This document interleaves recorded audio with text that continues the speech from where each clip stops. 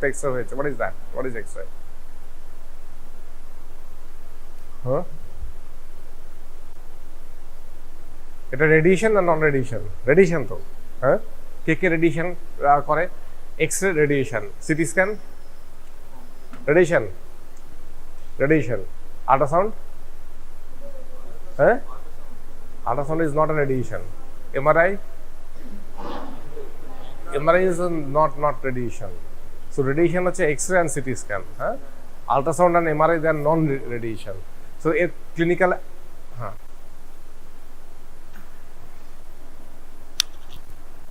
so এর clinical implications কি হতে পারে? জাস্ট মানে কমন সেন্স আর কি, যে radiation and non radiation.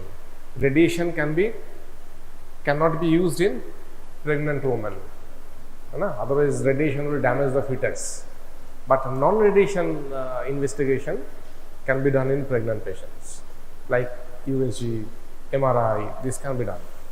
Okay, so it's an electromagnetic.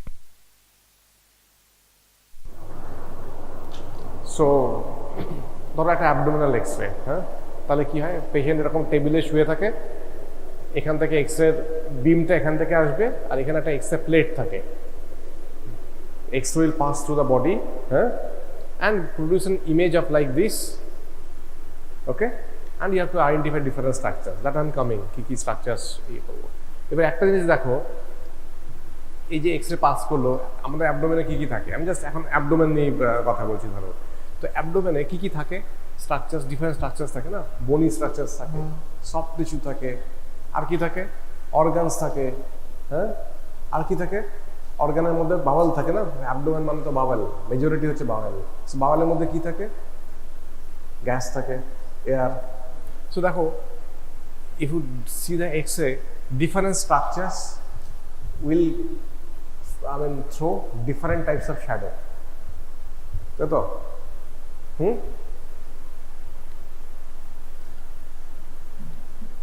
So different parts of body absorb X-rays in varying degree. Dense structure, যেমন dense bone, they will absorb much of the radiation. So that's why they will be looking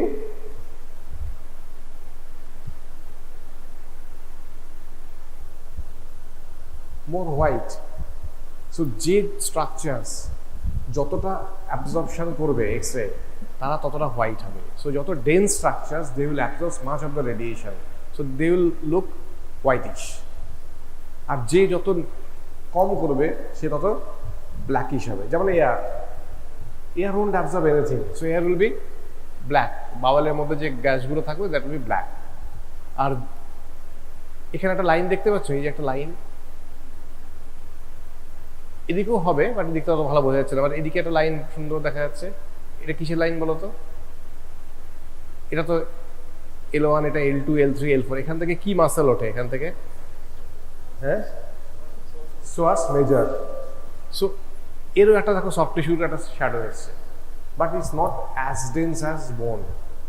so muscle will absorb less radiation than bone, so they will also throw a shadow, soft tissue shadow, but it's not as dense as bone. ঠিক আছে, সেটা খুব important. তাহলে different structures will have different absorptive capacity of the radiation, depending on that how much black or how much white will be determined. Okay, একটা chest X-ray করতে সবচেয়ে কম radiation লাগে। যত এক্স-রে আছে না, তার মধ্যে এক্স-রে করতে সবচেয়ে কম, চেস্ট এক্স-রে করতে সবচেয়ে কম রেডিয়েশন ডোজ লাগে, 0.02 milli. What is SB? Anyone? রেডিয়েশনের ইউনিট কি? হ্যাঁ, তো ফিজিক্সে পড়ে এসছো 11-12-এ। What is SB? হ্যাঁ, না, সিভার্ট, মিলিসিভার্ট, সিভার্ট, SIEVERT, মিলিসিভার্ট। সো একটা চেস্ট এক্স-রে করতে আমার রেডিয়েশন ডোজ লাগে 0.02 মিলিসিভার্ট, ওয়ারঅ্যাজ একটা অ্যাবডোমিনাল এক্স-রে করতে আমার লাগে হচ্ছে 0.7 মিলিসিভার্ট। তাহলে তুমি যদি এটাকে এটা দিয়ে ভাগ করো, তার মানে one abdominal x-ray, simple one abdominal X-ray is equivalent to 35 chest X-rays. তাহলে কত বেশি রেডিয়েশন লাগে? তাহলে আমি যদি দুটো অ্যাবডোমিনাল এক্স-রে করি, অ্যাবডোমিনাল এক্সরে অনেক সময় আমরা দুটো করি, ইরেক্ট অ্যান্ড সুপাইন, দেখবো অনেক সময় লেখা হয় abdominal x-ray erect and supine. তাহলে দুটো যদি অ্যাবডোমিনাল এক্সরে হয় তাহলে ইট উইল বি 0.7 × 2, তার মানে একটা abdominal x-ray erect and supine করতে মোটামুটি 70টা চেস্ট এক্সরের মতো রেডিয়েশন হলো আর কি। whereas সিটি স্ক্যানে লাগে হচ্ছে 9 to 10 মিলিসিভার্ট, তার মানে একটা CT scan is equivalent to almost 14টা অ্যাবডোমিনাল এক্সরে। তাহলে কতটা চেস্ট এক্সরে হবে? 14 × 35 কত হবে তাহলে? 14 × 35 কত বলো, calculate. So one CT scan is how much chest x-ray?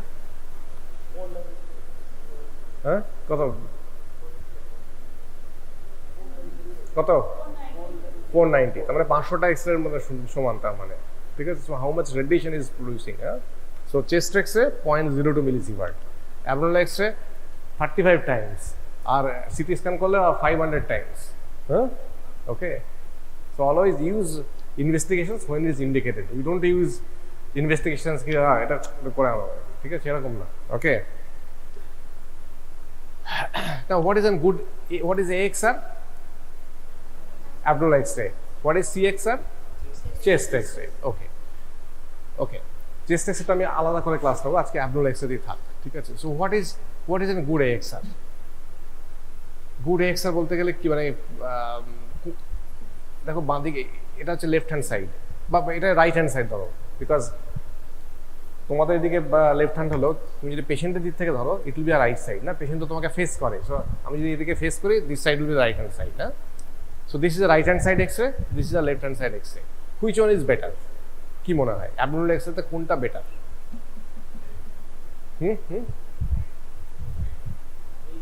এটা না এটা না, মানে আমি এদিকে দাঁড়ালে আমার দিক থেকে এটা লেফট একটা। See, always X-ray যখন দেখবে, as if the patient, you are facing the patient, so your right hand side will be this is the right hand side, হ্যাঁ, সেইভাবে দেখতে হবে।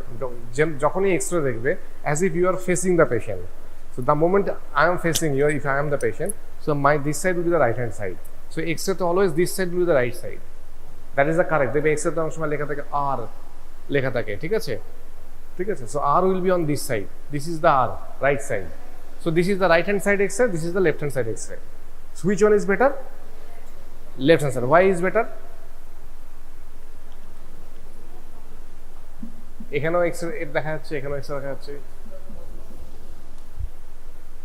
একটা অ্যাবডোমিনাল এক্সরে দেখতে গেলে it has to, I mean, photo the whole abdomen. Whole abdomen means আমার এখান থেকে, এটা তো রিবস, তাই না, so last rib should be visible, তারপর আমার সবকটা ভার্টিব্রা, ঠিক আছে, লাম্বার, স্যাক্রাল সব, অ্যান্ড এই স্যাক্রাল হলো should be there, otherwise because see intestine এখানেও তো থাকবে ইন্টেস্টিন, না, এখান দিয়ে সিগময়েড কোলন আসবে, এখান দিয়ে রেকটাম হয়ে নামবে, এখানে স্মল বাল এখানটায় থাকবে। So until unless this whole pelvis is there, particularly this symphysis pubis, and ideally এই ইনফিরিয়র অ্যামাইটাও আসা উচিত, or at least the symphysis pubis, the whole symphysis pubis should be there. এখানে কি হচ্ছে, এখানে কেটে গেছে, পুরোটা নেই, ভালো করে দেখাই যাচ্ছে না আর কি, ঠিক আছে। So that's why this is an incomplete one. So একটা প্রপার যদি এক্সরে হয়, ইট হ্যাজ টু, আমাদের অ্যাবডোমেনে পুরোটা দেখতে হবে। I don't know what is the pathology, so it has to include the last rib, the whole abdomen, lumbar spine, sacral thing, and also the symphysis pubis, ideally the inferior mi also, so that this pelvic part is visible. Until this is not visible, this is not a good X-ray. That means an inadequate exposure. Okay, incomplete exposure. কেটে গেছে আর কি। ধরো তোমার এটা ছবি দেয়, তোমাদের কারো সেলফি তুলে মাথা কেটে গেল, তাহলে কি সেটা হলো না, তো সেরকম আর কি। So this is the good X-ray, not this one. Okay, তাহলে X-ray should include the pubic symphysis. এটা মোটামুটি দেখো এক্সপোজার ওয়াইজ ঠিক আছে, হ্যাঁ, আমার সবকটা রিব আছে, ডায়াফ্রাম আছে, আমার হোল পেলভিসটা আছে, সিম্ফাইসিস পিউবিস আছে, রামাই আছে, ঠিক আছে, and it should extend sufficiently laterally also. এটা তো হচ্ছে কি সুপিরিয়র, এটা ইনফিরিয়র এক্সটেন্ড, ল্যাটারালিও ঠিকঠাক দেখতে হবে, যাতে আমাকে ল্যাটারালি এগুলো বেরিয়ে না যায়। এটা হচ্ছে রিবকেজ, তো রিবকেজ থেকে এরকম পুরোটা যাতে ল্যাটারালিও সাফিসিয়েন্ট দেখা যায়, আর দুদিকের হেমি ডায়াফ্রাম দেখা যায়, তবে একটা অ্যাডিকুয়েট X-ray হবে, ঠিক আছে। ওকে,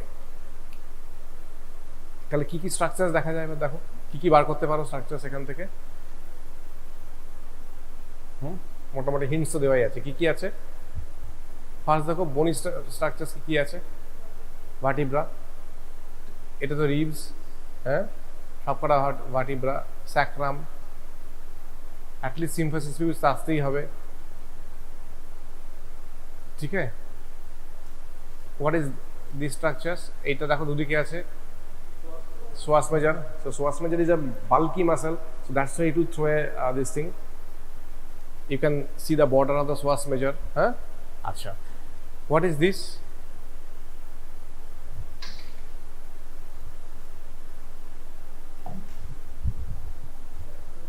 Sacroiliac joint. Very good. Sacroiliac joint.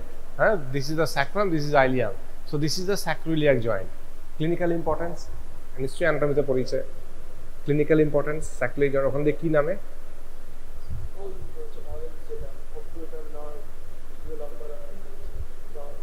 SI joint দিয়ে কি নামে রেডিওলজিক্যালি দেখা যায়। If I ask you how to trace ureter, কি করে করবে, ইউরেটার কি ট্রেস করতে হয়, এর যে ট্রান্সভার্স প্রসেসগুলো এখান দিয়ে এরকম রেশন নেমে এই এসআই জয়েন্ট দিয়ে ইউরেটার এদিকে ব্লাডে আসে, ঠিক আছে। সো যদি ইউরেটারে ক্যালকুলাস থাকে, so if you find calculus along this line, so likely this will be an urinary thing. ভার্টিব্রার যে ট্রান্সভার্স প্রসেস ওখান থেকে ওই টিপ থেকে এইভাবে এসে এসআই জয়েন্ট দিয়ে এসে it will enter bladder here. এখানে তো ব্লাডারও থাকবে না, so it will enter here. So SI joint হচ্ছে ইউরেটারের line basically. So any calculus there will throw a shadow না, ঠিক আছে। অ্যান্ড অলসো অনেক সময় এখানে একটা ফেইন্ট কিডনি শ্যাডো দেখা যায়। সলিড অর্গানে একটা জাস্ট শ্যাডো থাকে, বাট ভেরি প্রমিনেন্ট না, খুব প্রমিনেন্ট শ্যাডো থাকে না আর কি, ভেরি ফেইন্ট। ওকে, এগুলো স্পাইনাস প্রসেস, ভার্টিব্রা, বাস সেই স্ট্রাকচারস মোটামুটি। তো ও আচ্ছা আচ্ছা আচ্ছা। সো অ্যাবডোমিনাল এক্স-রে কি প্রজেকশন হয় normally? It's an AP or PA view? কি ভিউ হয়? আমরা নর্মালি নেই হচ্ছে ইরেক্ট অ্যান্ড সুপাইন ভিউ নেই, হ্যাঁ, both are AP view. Erect and supine দুটোই হচ্ছে usually AP view. Chest X usually PA view, যখন চেস্ট এক্সে পড়াবো বলবো chest X usually PA view, but অ্যাবডোমেনটা ইউজুয়ালি পেশেন্ট শুয়ে আছে, তো ইউজুয়ালি সামনে থেকে হয় আর কি, ঠিক আছে। আরেকটা অনেক সময় আমরা বলি যে যদি আমার মনে হয় যে কিডনি স্টোন বা ইউটারিক স্টোন হবে, অনেক সময় we ask for X-ray KUB. যখন I am very strongly suspicious যে এটা অন্য কিছু না, this is a kidney stone patient, মানে কিডনি স্টোনের দেখতে হবে, we always ask for X-ray KUB. Okay, but otherwise normally standard projection of abdominal X-ray হচ্ছে supine and erect normally. Okay, তো আমরা কি দেখবো একটা অ্যাবডোমিনাল এক্সরে? এবার তো মোটামুটি তুমি দেখে নিলে এটা অ্যাডিকুয়েট কিনা, ডায়াফ্রাম আছে, দুদিকের হেমি ডায়াফ্রাম আছে, সেন্টারের দিয়ে ল্যাটারালি সাফিসিয়েন্ট, নিচে সিম্পাথিস পিউবিস আছে, অ্যাডিকুয়েট হয়ে গেল। এবার ভেতরে আমি কি দেখবো? How to interpret an X-ray. Remember the mnemonics, ABDO X. দেখবে প্রচুর মেডিকেল মিমোনিক্স আমরা মনে রাখি হচ্ছে এবিসিডি, এরকম মনে রাখি, তাই না? A for airway, B for breathing, C for circulation, ওরকম আমরা মনে রাখি। ডি ফর ডিসেবিলিটি, ট্রমাতে যখন যাবো দেখবে। সো অ্যাবডোমিনাল এক্সরে মনে রাখবে ABDO X. Again A for air, B for bowel, D for any dense structures. Dense structures কি হতে পারে? Dense structures will be bones, অথবা যদি কোনো ক্যালসিফিকেশন থাকে, ক্যালসিফিকেশনস হলেও দ্যাট উইল বি আর ডেন্স স্ট্রাকচার্স। কিডনি স্টোন তো dense structures. How many of the kidney stones will be radiologically visible percentage wise? Kidney stone,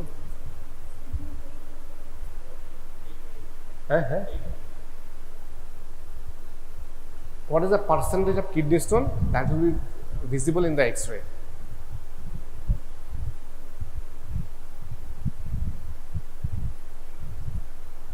Any guess?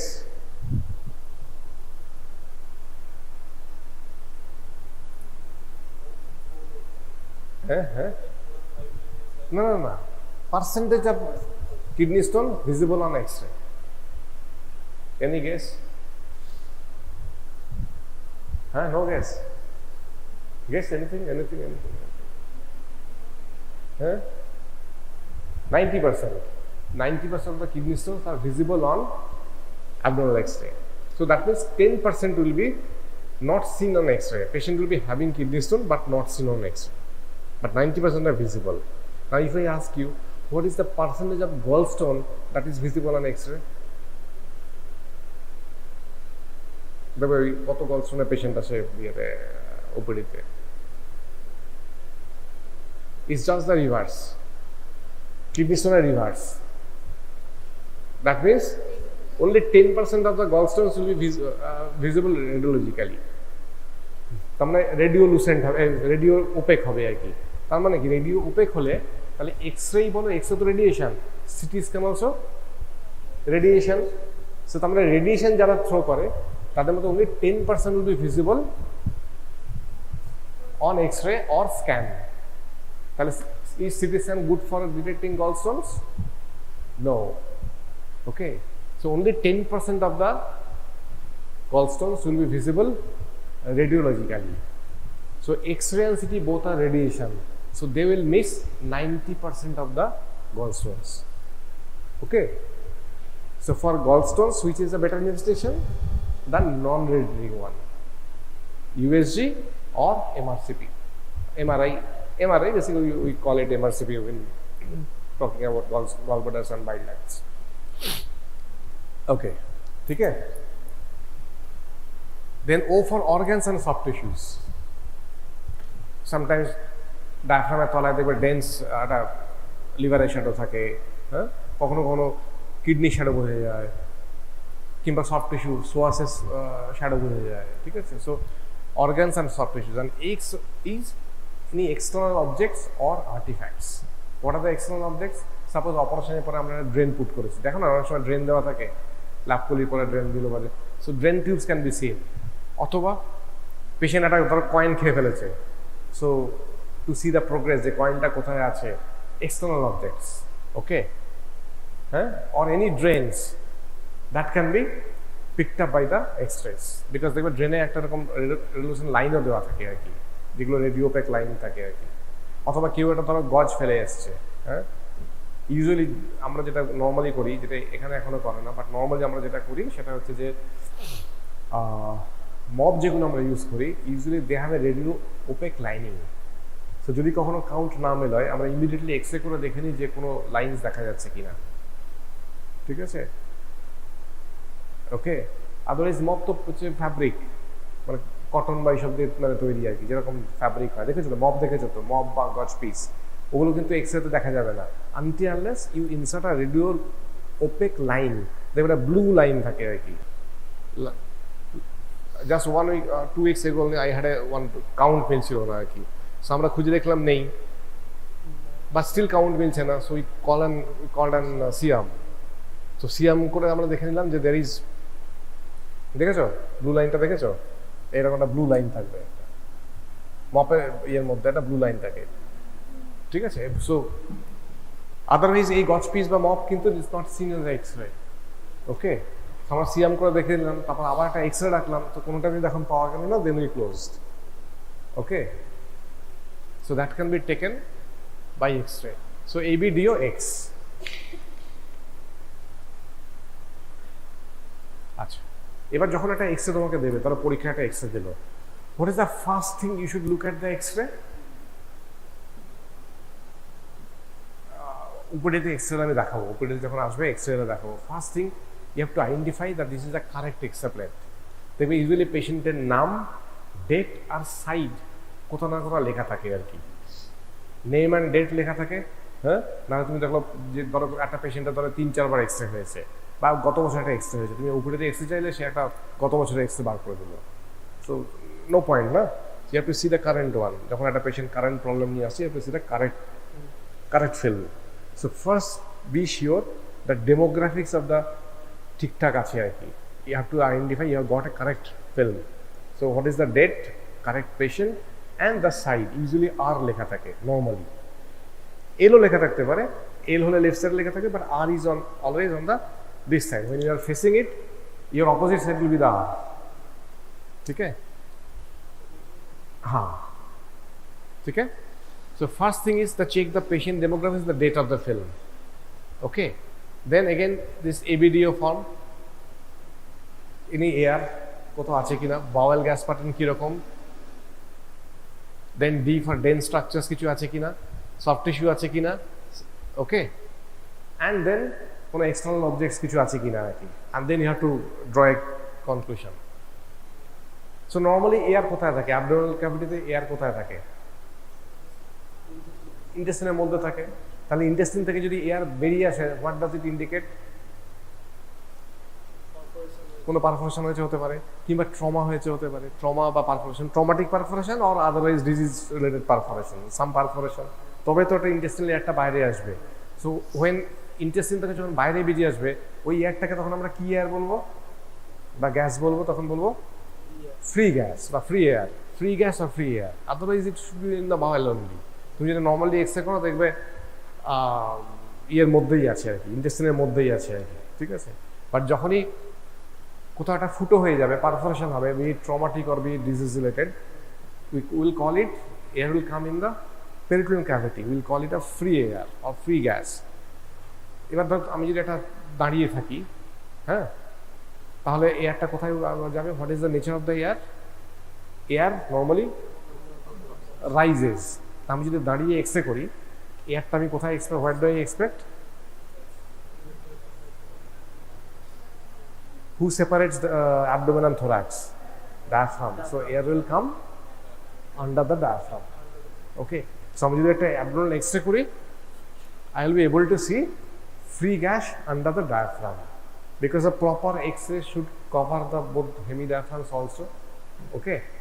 So I will find free gas under diaphragm. But the sensitivity of abdominal X-ray in detecting pneumoperitoneum is in the tune of 70%. Which one is more sensitive in detecting air under diaphragm? Which X-ray? Similarly, I will take a class on chest X-ray separately, but if you see a chest X-ray, chest X-ray will also have a, I mean, if an adequate chest X-ray, it will include, inferiorly it will include both the domes of diaphragm. Okay. And the air will be just below the diaphragm. So chest X-ray is a more sensitive test for detecting pneumoperitoneum than abdominal X-ray. Okay, and many a times a sick patient যার perforation হয়েছে, সে তো একদম আমাদের মতো হাঁটাচলা করবে না, he will be on pain, he may be in shock, so he may not be able to stand also, but at least he can be made sit in the bed. Okay, so chest X-ray will be a slightly better option for detecting pneumoperitoneum. So normally to detect free gas, normally we order a chest X-ray, not an abdominal X-ray. Okay, but you can definitely pick up free air in abdominal X-ray also, but the sensitivity is less, 70%. Okay, which one will be the more sensitive? If I ask about abdominal imaging, more sensitive will be CT scan, but you cannot order CT scan for every patient. So we are a normally resource constant country. There are cost issues. A chest X-ray or abdominal X-ray will cost hardly 200, 300, 400 rupees. A scan will cost you 6,000 rupees. Okay, so we can't order CT scan for every patient. Okay, so now I have put both. So this is a chest X-ray, this is an abdominal X-ray. Is it a good one? X-ray is a good one? তলাটা নেই, not a very good film, it's an incomplete film, but at least it can show you the air under the diaphragm. Normally দেখো diaphragm, তুমি যেটা normal X-ray দেখো, diaphragm আর এটা তো liver shadow, এই যে একটা লিভার শ্যাডো, হ্যাঁ, ডায়াফ্রাম আর লিভারটা একদম লেগে থাকে এভাবে, so there is no gas in between, হ্যাঁ, but the moment there is some free air,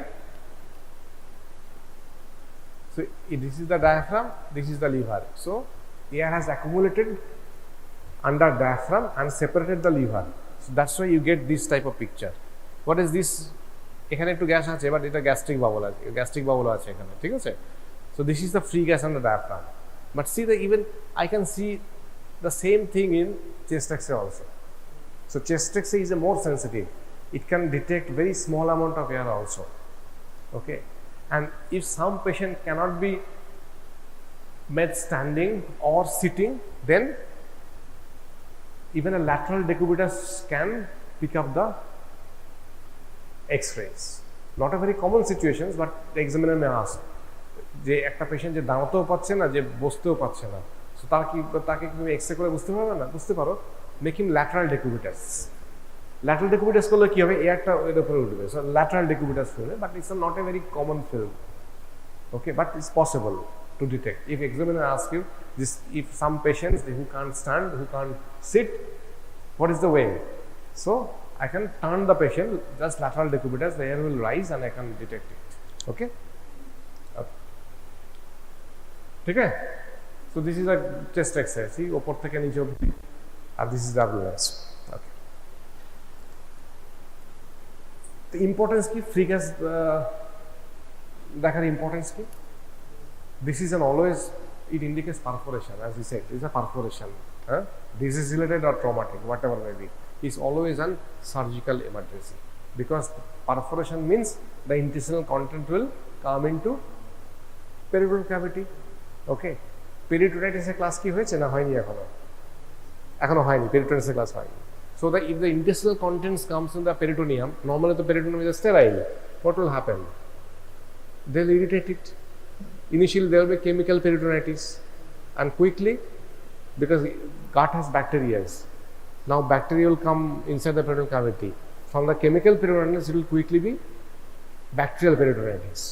So patient will be in sepsis, he will develop sepsis, he may develop shock. So that's an always surgical emergency. You have to fix the perforation. Okay, no? Okay. So free gas, as I told, sometimes it's difficult to identify on abdominal X-ray. Sometimes difficult, 70% sensitivity. So any patient with a suspected perforation, mandatory film is erect chest X-ray. Okay,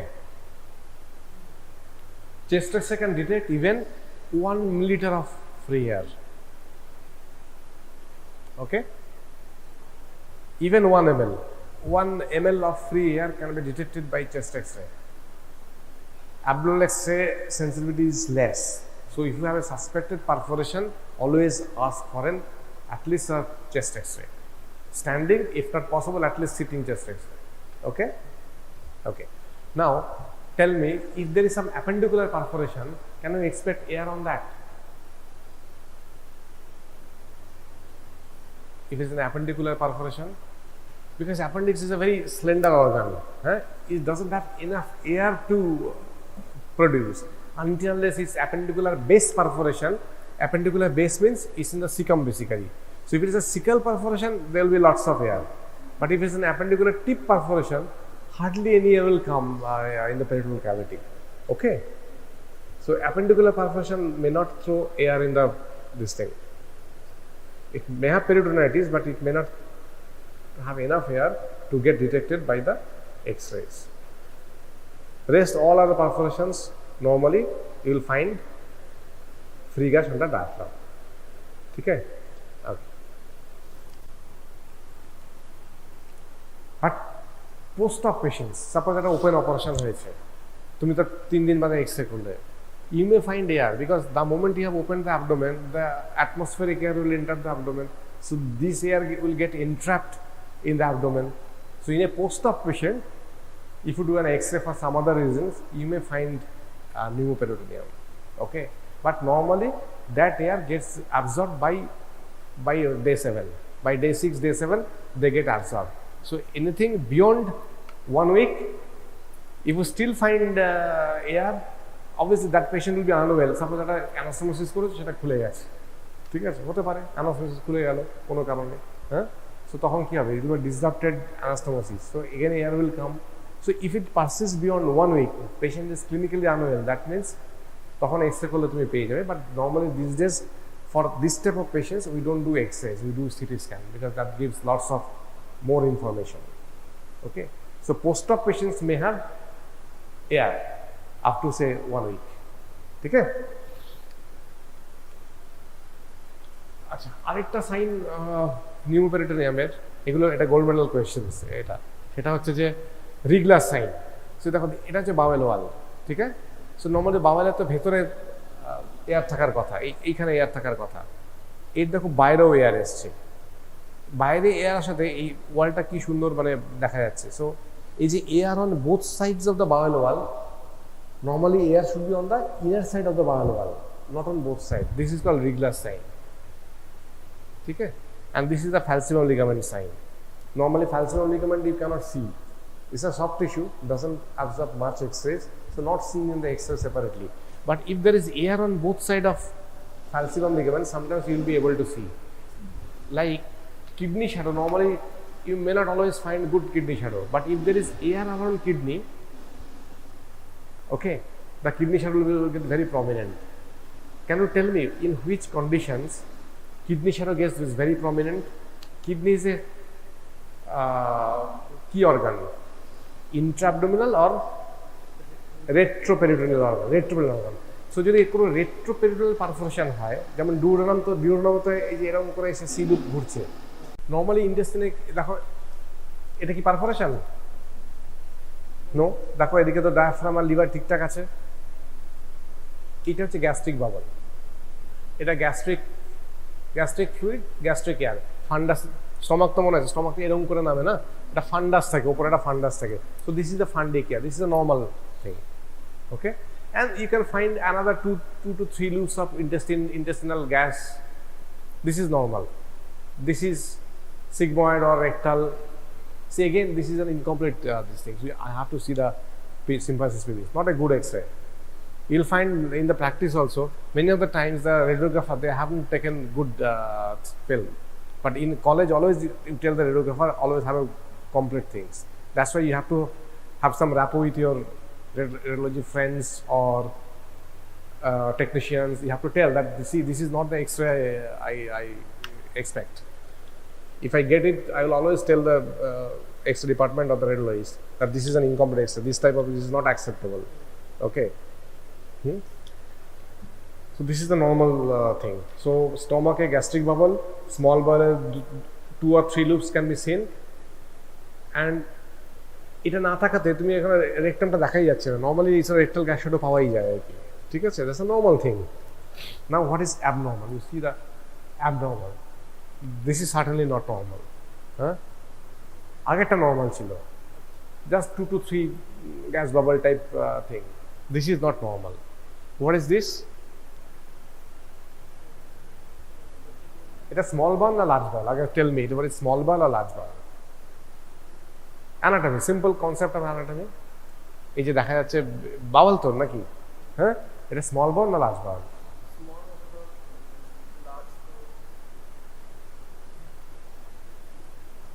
simple anatomy থেকে, simple বলো, simple anatomy থেকে। C medical science হচ্ছে just যেটা মানে অ্যানাটমিতে পড়ে এসছো, ফিজিওলজিতে যেটা পড়ে এসছো বা এক্সরেতে পড়ে এসছো, সেটারই application in the clinical things. Okay, এই অ্যামালগামেশনটা করতে হবে আর কি, সিম্পল। স্মল বল কোথায় থাকে? যখন ইন্টেস্টিন পড়েছো বা ইয়ে পড়েছো, স্মল বল কোথায় থাকে? পেটে কোথায় থাকে? Central.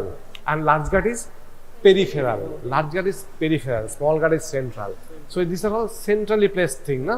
So centrally placed things means likely they are small bowel. Now there are other tricks also. See, if you see it, there are folds, isn't it? And it extends from one wall to another wall. See, they are called valvulae conniventis. কোথায় থাকে small বলে? কোথায় থাকে? Small ball has 3 parts, duodenum, jejunum, ileum. কোনটায় থাকে বেশি? valvulae conniventis jejunum এ থাকে বেশি। they are more prominent in jejunum. So obviously there is some jejunal obstruction, that's why তো এটা এরকম ফুলে গেছে, তাই না? And you can see the how nicely it is seen. Ileum is more or less characterless. Ileum doesn't have much folds. Okay, so this is a small bowel thing, small bowel obstruction. Okay, and this valvuli convergence they extend from one to other, one wall to other. ঠিক আছে? এবার দেখো যদি obstruction হয় খুব commonly আমরা যেটা করি আর কি, ইন্ডিয়াতে বেশি লোকে করা হচ্ছে erect abdominal x-ray.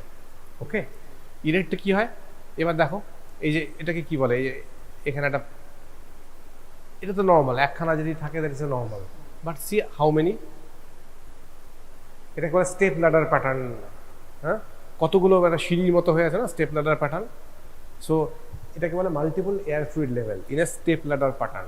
This is typical of obstruction. You will get it if you do an erect abdominal X-ray. So this indicates intestinal obstruction. যেরকম আগেরটা ছিল সেরকম এটা।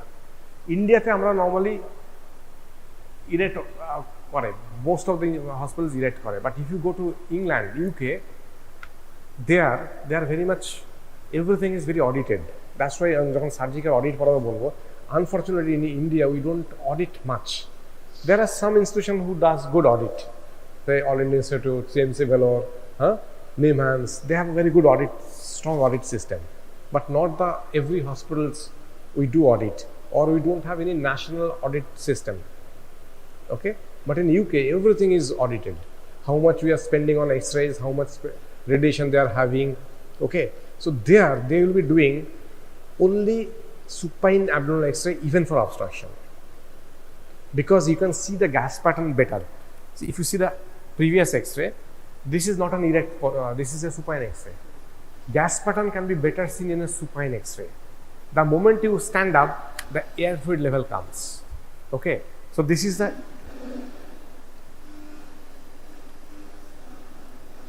erect X-ray.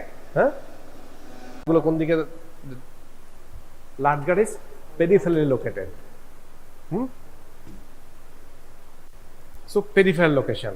See how much distended this gut is. This is a better X-ray. See, এখানে এই পুরো symphysis এটা এসছে তো, এবার দেখো এয়ারটা এখানে এসে অ্যাব্রাপ্ট কাটাবার তারপর আর নেই। Normally this should be traceable. So this is the level of obstruction. That's why you have to have this thing. যদি এটা নাই থাকতো, এই জায়গাটা না থাকতো, কি করে বুঝতে কোথায় কি আছে? হ্যাঁ, so that's why the film is good or not, adequate or not, is very important. Okay, so this is the peripheral locations. I don't have to tell that this is large gut. Simple anatomy. Another thing, if you see the hostra, this is hostra. Large gut has hostra. What is the difference between valvuli convergence and hostra? Valvuli convergence extend from one wall to other wall. Hostras are incomplete. They don't extend from one to other. See the hostra here. It's starting from here, but it's not reaching here. Starting from here, it's ending here. Okay? So by seeing this pattern, আচ্ছা এবার এটা বলো, এটা supine or erect? কি মনে হয়, কি view মনে হয়? এটা সুপাইন, বিকজ ইরেক্ট হলে তো যদি অবস্ট্রাকশন থাকে এয়ার ফ্লুইড লেভেল আসবে। So no air fluid level means only gas. Supine picks up the gas pattern better than erect. Erect hole যদি obstruction হয়, it will be air fluid level, multiple air fluid level. You cannot see the gas pattern. So EQ people are intelligent. That's why they have omitted the erect disease, because erect is not going to add much more information compared to a good supine X-ray. Okay, but in India, if you say I won't do erect, some examiner may get angry. So in India, I tell will go for an erect X-ray, but someone challenges you, is it always needed? Then say that yes, I mean I am aware that supine X-ray is enough. Okay, and tell that in England they don't do erect abdominal X-rays. Okay, because everything they audit, so they have found that it's not going to help much. It's not adding anything, so they have omitted it. And you cannot order. It's not like that you will order. If you order, the auditor will come and tell, doctor, why you have ordered? This is not our policy. You cannot do beyond that. You have to follow the guidelines. Okay. Okay. Now, when I will say that gut is dilated,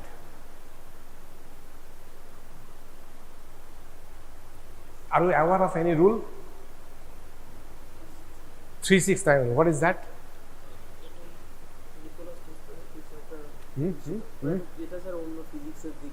হ্যাঁ, এটা হচ্ছে দেখো small ভালভের যদি এই দেখো এত central location, ভালভুলি কন্ডামিটিস এক জায়গা থেকে আরেক জায়গায় গেছে, ডায়ালেট তখনই বলবো যখন এটা 3 সেন্টিমিটারের বেশি হবে। Will call it a dilated small valve 3 centimetre. আর কোলনে দেখো এটা কি মনে হয়?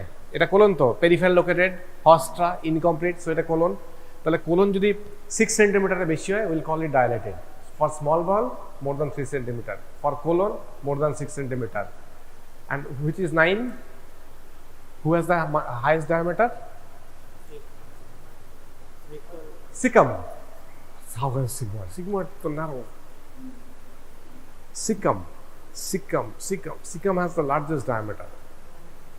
Bhule gecho anatomy. Cecum is much more in diameter wise. So cecum er jonno for cecal enlargement, if it is more than 9 centimeter, we call it dilated. Okay, because cecum diameter normally 7-8 centimeter normally hote pare ar ki. So for small ball it's more than 3 centimeter, for large ball it's more than 6 centimeter, and for cecum it is more than 9 centimeter.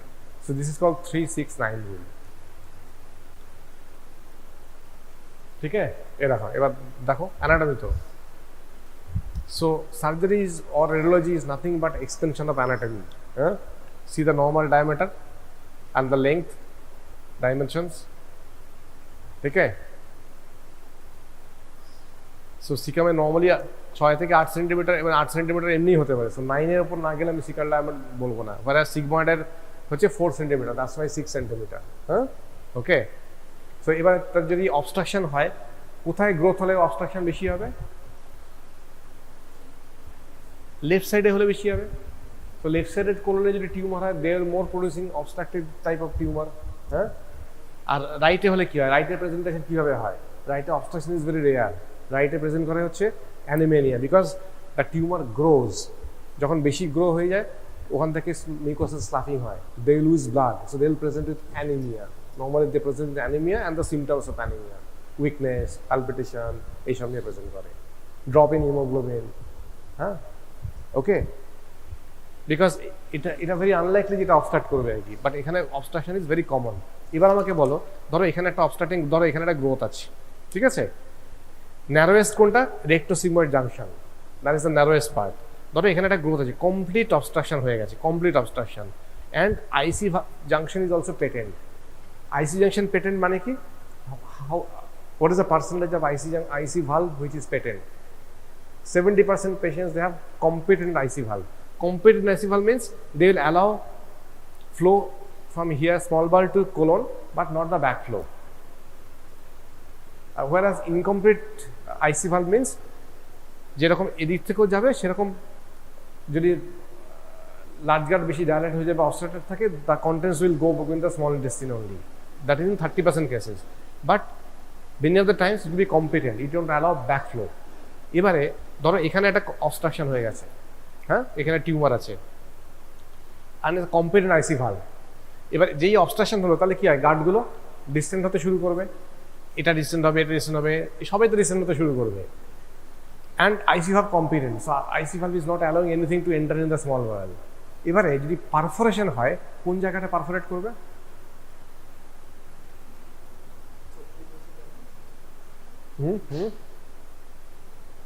K perforate করবে? ধরো এখানে obstruction আর এটা competent, তখন তো এটা close loop হয়ে গেল, it will be a close loop. তাহলে কোন জায়গাটা পারফোরেট করবে? হ্যাঁ হ্যাঁ,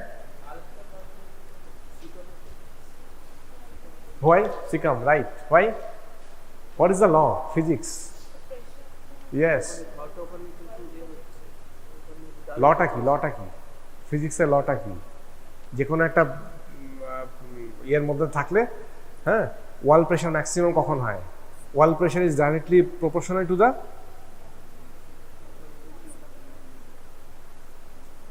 লটা বলো, physics. What is Laplace's law? What is that? এই এখন সব জেগে উঠেছে। What is Laplace's law? হ্যাঁ, what is that? Check the Laplace's law, check, তাহলে মনে থাকবে। চেক ল্যাপ্লাসেস ল, মনে থাকবে তাহলে। পেয়েছো? হোয়াট ইজ ল্যাপ্লাসিস ল? কি বলেছে ল্যাপ্লাসিস ল? The tension on the wall of a sphere is the product of the pressure times the radius of the cylinder. আচ্ছা, তাহলে রেডিয়াস, তাহলে যা রেডিয়াস যত বেশি হবে তার ওয়াল প্রেশার তত হ্যাঁ বেশি হবে। So more the radius more the pressure. তাহলে এটা তো একটা ক্লোজ লুপ, তাই তো? তাহলে এখানে যা প্রেশার হবে তার থেকে প্রেশারটা কোথায় বেশি হবে? সিকামে। তাহলে ফাটবে কে? যার প্রেশার বেশি, তাই না? তাহলে কে ফাটবে? সিকাম ফাটবে। Simple. It's all about application of the knowledge, what I have read, application of this. Okay? So যদি এখানে অবস্ট্রাকশন, আর যদি এটা ইনকম্পিটেন্ট থাকে তাহলে কি হবে? এই যে প্রেশার যেটা হবে এটা it will go back into the small intestine. এবার স্মল ইন্টেস্টিন অনেকটা লম্বা, so small intestine will prevent small intestine dilate হয়ে গিয়ে it will prevent the rupture of the cecum. But if it is a competent IC valve, it will be a closed loop, pressure বাড়তে থাকবে, maximum pressure কত হবে? সিকামে, caecum will perforate, patient will have perforative peritonitis. ঠিক আছে না? হ্যাঁ কি angular position মধ্যে এটা হবে না, সবই তো ডাইলেট হয়ে থাকে, এটা ক্লোজ লুপ হবে। তো যদি এখানে কমপ্লিট অবস্ট্রাকশন থাকে, সো এটা তো একটা ক্লোজ লুপ, তখন তো সব জায়গাটাই ডাইলেট করতে থাকবে। বাট প্রেশার ম্যাক্সিমাম কোথায় বেশি হবে? প্রেশার তো হচ্ছে directly proportional to the diameter. So যার ডায়ামিটার ম্যাক্সিমাম তার ওয়াল প্রেশার ম্যাক্সিমাম ততটা বেশি। So caecum will perforate. Okay, এবার ডেনসিটি কি হবে? ডেনসিটি আমরা কি বোন দেখতে পারি? বোন নর্মালি যেগুলো lowest tree, vertebral column, pelvic বোন, ফিমোরাল হেড অ্যান্ড নেক। আর স্টোনের মধ্যে তো বললাম কিডনি, গলব্লাডার, প্যাঙ্ক্রাসের স্টোন দেখা যেতে পারে, দেখাচ্ছি। এবার দেখো এই যে বললাম এগুলো ভার্টিব্রা, এটা তো কিডনি লেভেল, L1 L2 মোটামুটি এটা থাকে, L2 জাংশনে থাকে। এখান থেকে এই যে ট্রান্সভার্স প্রসেসগুলো দেখতে পাচ্ছ ভার্টিব্রার, এখান থেকে বেরিয়ে এই টিপ দিয়ে ট্রান্সভার্স প্রসেস দিয়ে টিপ দিয়ে এসে এসআই জয়েন্ট এই করে ব্লাডারে আসবে। তাহলে যদি বিকজ এক্সরে দিয়ে এক্সামিনার বলতে পারে যে trace the ureter, if you know it you will be able, because SI joint থেকে এদিকে আসবে, এসআই থেকে উপরে গিয়ে L4 L3 মোটামুটি L3 এই লেভেল থেকে আসবে, because this is the kidney level. So মোটামুটি L3 টিপ থেকে আসবে, L3 L4 L5 এইভাবে আসবে। Examiner will tell trace the ureter. Okay, by seeing the disposition you can identify that this is a nephrocalcinosis, this is a ureteric stone. What is this? Position কোথায় দেখো? Right upper quadrant. So this will be like this will be the 10% gallstone. Yeah, see the position. So this is the 10% gallstone. What is this? এটা বলতে পারলে এগুলো সব gold question. এটা কি? না, কিডনি স্টোন কোথায়? কিডনি স্টোন কি বললাম? কিডনি স্টোন কোথায়? কিডনি তো এখানটা থাকে, ইউরেটার তো এখান দিয়ে এসে এসআই জয়েন্ট দিয়ে এখানে চলে আসবে, এটা তো আউটসাইড ইয়ে। অ্যাপেন্ডিক্স তো ডায়ামিটার কত? অ্যাপেন্ডিক্স হলো স্লেন্ডার অর্গান। এই দুটো রিলেটেড, হিন্স দিয়ে দিলাম। এই দুটো রিলেটেড, হিন্স দিলাম না। ইউরেটার তো হলে এখান দিয়ে আসবে, সি ইউরেটার কোথা দিয়ে আসবে? সি ইউরেটার, এটা তো L3 4 5, সো এই টিপ অফ ট্রান্সভার্স প্রসেস দিয়ে এসে এসআই জয়েন্ট দিয়ে এইভাবে আসবে। So it is outside ureter. ওটা তো গলস্টোন, আমি হিন্স দিয়ে দিলাম, এই দুটো related. Have you ever heard gallstone ileus? Gallstone ileus have you ever heard gallstone ileus? এই গলস্টোন, এত বড় গলস্টোন, এটা ইনফ্লামেশন হয়ে যখন ডুওডেনাম ওর সাথে লেগে যায়, ওই স্টোনটা তখন ডুওডেনামের সঙ্গে ফিস্টুলা করে ডুওডেনাম থেকে বেরিয়ে পড়ে, ঠিক আছে, ডুওডেনামের মধ্যে ঢুকে যায়। Because this large stone can't come through CC duct or CBD, because they are very small diameter, so it won't pass through that. ডুওডেনামের সঙ্গে ফিস্টুলা হয়ে it will enter the duodenum, now it will come down through the ইন্টেস্টিনে এসে এটা obstruction করে। So this is a gallstone ileus. এই জন্য আমি এটা হিন্স দিলাম আর কি। হ্যাঁ, এবার এটা ইন্টেস্টিন অবস্ট্রাকশন করেছে। See small bar obstruction, this is small bar obstruction, centrally located. So this is typical of gallstone ileus. এগুলো গোল্ডবেডল কোয়েশ্চেন, ঠিক আছে, লিক করে দিলাম কোয়েশ্চেন গোল্ডবেডলের, ঠিক আছে। So this is gallstone ileus. পরে গলব্লাডার যখন পড়াবো তখন আবার বলবো ওগুলো। ডিউডেনাম দিয়ে আসবে, because this large stone can't come through this thing. এটা কি? এটাও স্টোন। কিসের স্টোন? কি অর্গান থাকে এখানে? এরকম করে এখান থেকে চলে যায়, এটা হেড, এটা বডি, এটা টেল। সি দ্য ডিস্ট্রিবিউশন, প্যানক্রিয়াস, এটা pancreatic stone. So Singh the disposition, C the anatomy, think pancreas এইভাবে থাকে না, রেট্রোপ্যান অর্গান এরকম করে থাকে, হেড নিচের দিকে, টেল ওপর দিকে। So this is the pancreatic stone. Okay, organs x-ray is not good for solid organs until unless they said দেখি কিডনি ওরকম ফুটো হয়ে গেল রেট্রোপেডাল, তবে একটা কিডনির সাথে দেখা যাবে বা এরকম, otherwise they are not good. আর হচ্ছে এক্সটার্নাল অবজেক্ট, ফরেন বডিজ। এটা কি? এটা একটা ডিজে স্ট্যান্ড, ইউরোটারিক স্ট্যান্ড। দেখো ইউরোটারটা কিভাবে আছে, এটা কিডনি, কিডনিতে দিয়েছে, ওখান থেকে পেলভিস দিয়ে বেরিয়ে এই tube of transport process.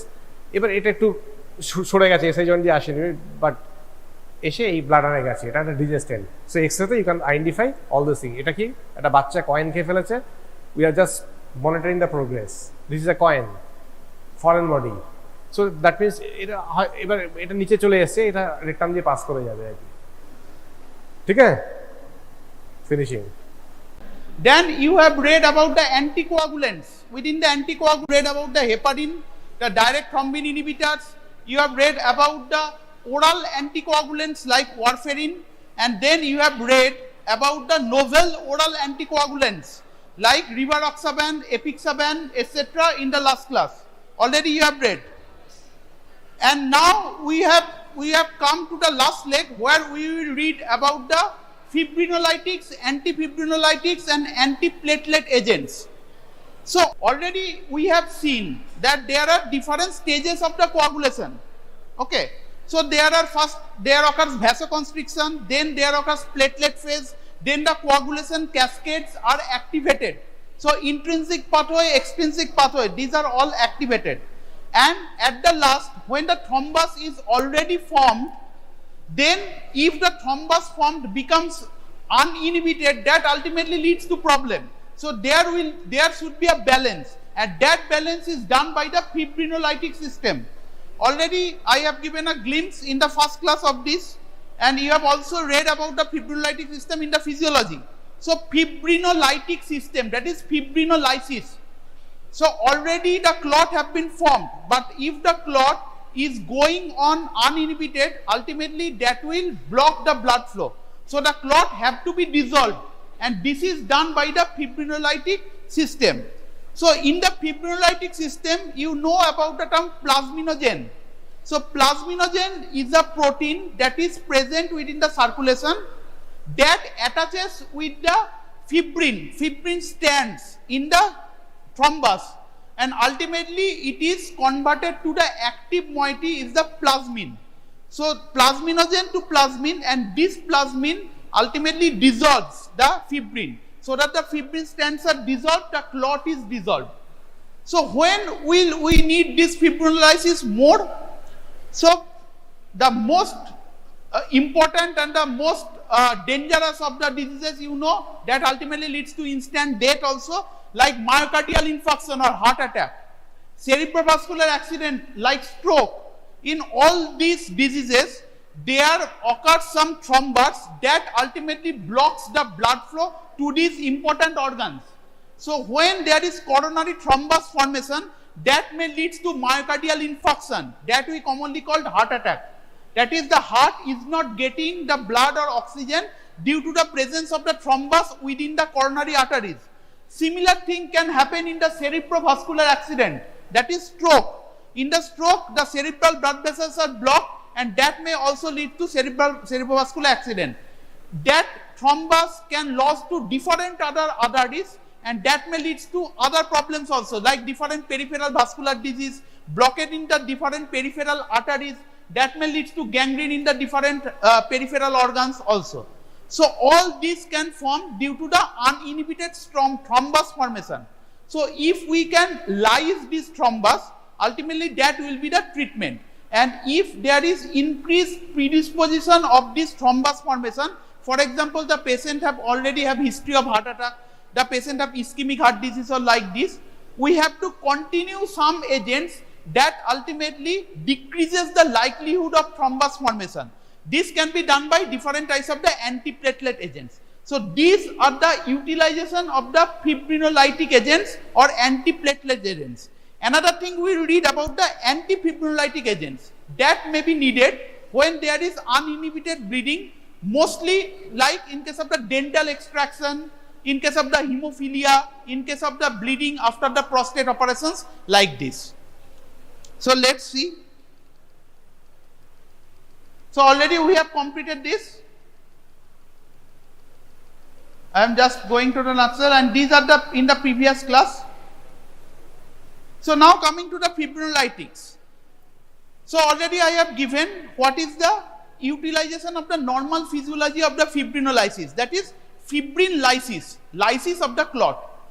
So fibrinolytic or thrombolytic, these are basically drugs that lyse this thrombi or clot to recanalize occluded blood vessels, mainly coronary arteries. Already we have seen coronary arteries blocked, so that is blocking this, we have to lyse this. They are the therapeutic rather than prophylactic and work by activating the natural fibrinolytic system. Natural fibrinolytic system, already you have seen the enzyme responsible for digesting the fibrin is a serine protease, plasmin, and this plasmin is generated from the plasminogen, and this plasminogen to plasmin conversion is mainly done by the tissue plasminogen activator, TPA. Tissue plasminogen activator is released from the endothelium, and that converts the plasminogen to plasmin very slowly in the normal physiological system.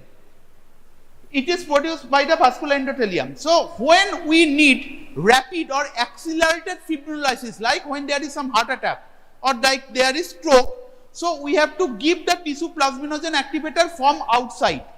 So you can question that why we should not give the plasmin itself. This is because in the plasma there is another protein known as the antiplasmin. This antiplasmin ultimately blocks the plasmin directly. That's why if we are directly giving the plasmin to a patient, that will not act. So what will act if we are giving the tissue plasminogen activator from outside? When we are giving the tissue plasminogen activator from outside, that accelerates the process of conversion of plasminogen to plasmin, and that ultimately dissolves the fibrin. Okay.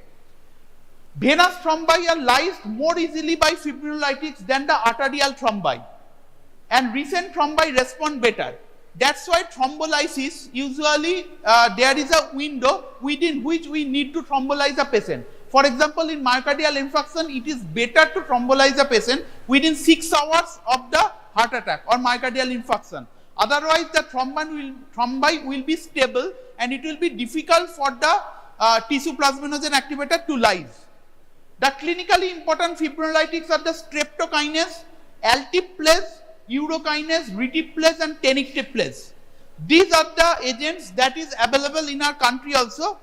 Of these, the streptokinase is the oldest one and the cheaper one also, but there are some drawbacks will come. Altiplase, reteplase, and tenecteplase are more commonly used nowadays. These are the newer ones. Urokinase is another one. So this is the system already we have discussed. So plasminogen converts to plasmin is the same thing, and this plasmin ultimately converts the insoluble fibrin to fibrin soluble. Soluble fibrin ultimately it is degraded. So there are different activators and inhibitors already present in the plasma, like this streptokinase, urokinase, altiplase, tenecteplase. These are the extrinsic activator that activates or accelerates the process. There are some intrinsic activators also, like factor 2A, kallikrein, plasma angiotensin inhibitor 1. These are the different inhibitors that ultimately also activates this. And there are some other inhibitors of this process, that is inhibitor of activator, like epsilon aminocaproic acid, tranexamic acid. This comes under the antifibrinolytic agents. And there are alpha 2 antiplasmin, alpha 2 macroglobulin. These are normal protein. It is present physiologically in our body. So these are the drugs that we can use. The left hand side. So now coming to the streptokinase. So streptokinase is the first thrombolizing agent that can be used. Most commonly it is used in case of the acute myocardial infarction. This streptokinase is basically obtained from beta hemolytic streptococci. Okay, so streptococci, this streptokinase is ultimately it is filtered in the laboratory and the drug is formed. And what happens, this streptokinase is basically a protein. It is not itself an enzyme. It does not have its own enzymatic activity. It just basically attaches with the plasminogen and activates the process of conversion of plasminogen to plasmin. It is inactive as such, combines with circulating plasminogen to form an activator complex. A complex is formed that causes limited proteolysis of other plasminogen molecules to generate the active plasmin. So what happens, this plasminogen is basically a glycopeptide, and there are different domains. You know about the domains that ultimately attaches with the fibrins. These domains are known as the Kringle domain. Kringle, Kringle. Kringles. There are 5 Kringle domains of the plasminogen, and these domains attaches with the lysine residues of the fibrin. So when this attachment happens, ultimately the fibrin becomes degraded. So streptokinase forms a activator complex with the plasminogen so that there will be a conformational change, and these Kringle domains are basically exposed more so that there will be more interaction with the fibrin strands, and ultimately there will be more degradation of the fibrin.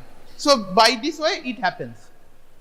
It is non-fibrin specific. That means there are some plasmin, or there are some clots are present where the fibrin is less. It is also lysed by means of the streptokinase. So it is non-fibrin specific. It activates both circulating as well as fibrin bound plasminogen. So normal plasminogen that is present within the circulation, and also those plasminogen that is bound to fibrin, both are basically interacted by means of the streptokinase. So it is non-fibrin specific. Therefore, it depletes the circulating fibrinogen and predisposes to bleeding. Non-fibrin specific means there is more chances of the adverse effect like bleeding. The newer ones are more fibrin specific. Fibrin specific means those clots only. Those clots where the plasminogen is present in attachment with the fibrin, that are mainly lysed. But the normal circulating plasminogen for the physiological purpose, they are usually will not be hampered in the latter ones, but the streptokinase acts on both. So when we are giving this, that gives a generalized lytic state. We can say generalized lytic state, lysis of all the clots that may happen. And there is another problem. If there is anti-streptococcal antibodies due to past infection, for example, streptococcal sore throat, that is quite common. If the patient have just recent streptococcal infections, so the patients have anti-streptococcal antibodies. In those cases, if we are infusing this streptokinase, that ultimately leads to problem and the patient will not respond. So a loading dose is often necessary. High dose have to be given. And again, when we are giving a high dose, that ultimately leads to more chances of bleeding because we are lysing the clot. So there is more chances of the bleeding always. It is antigenic, so there may be hypersensitivity reaction and anaphylaxis can happen. Fever, hypotension, arrhythmia can happen. It cannot be used second time due to neutralization by antibodies generated in response to the earlier dose. So again, when we are using again the second or third heart attack, when we are using the streptokinase, most of the patients will not respond due to generation of different antibodies. Because even if the patient is not suffering from some infection, if the patient have been transfused the streptokinase before, maybe that is years ago, the patient will have some antibodies against this streptokinase, and that ultimately causes the resistance to streptokinase action. So the patient will not respond, so there will be cardiovascular mortality more. So this is the problem, that's why the streptokinase is lesser used nowadays. Urokinase is the newer one. It is an enzyme isolated from human urine and commercially prepared from cultured human kidney cells. It also activates the plasminogen directly. Streptokinase does not activate the plasminogen directly. It does not have any enzymatic activity, but these urokinase have direct enzymatic activity. Plasma half-life is 10 to 15 minutes. It is non-antigenic. Fever occurs during treatment, but hypotension and allergic phenomena are rare, very less. It is indicated in patients in whom streptokinase has been given for an earlier episode. This is also less costly.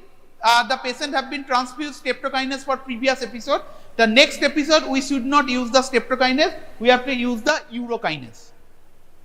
So when we are transfusing the streptokinase, we have to take the history of the patient. If the patient have any history of previous myocardial infarction, if the patient has been thrombolized with the streptokinase before or not, etc. And also we have to take some history, like if there is any bleeding risks, if the patient have bleeding piles or bleeding hemorrhoids or bleeding peptic ulcer, if the patient have suffered some intracranial aneurysm or intracranial bleeding beforehand, in those cases there is increased chances of the bleeding with the streptokinase and also other agents, though lessly. So we have to take this history. If the patient are not to be thrombolized because of these contraindications, in case of the acute myocardial infarction, we have to do the PCI, that is the percutaneous coronary intervention, like angioplasty. So now the treatment of the choice, if there is setup, is the percutaneous coronary intervention or PCI. If the patient comes within 1.5 hours to 3 hours, PCI is the first treatment. But many of the patients cannot be given this PCI treatment. This PCI needs a well-equipped cath lab. You know, many of our hospitals do not have cath lab. In those cases, if the patient comes within the 6 hours of the myocardial infarction, then we have to take the history and we have to thrombolize these patients. When you will work in the wards, you will see that many of the patients cannot be done PCI and we have to thrombolize immediately because it is the life-saving procedure. Altiplase is basically a recombinant tissue plasminogen activator.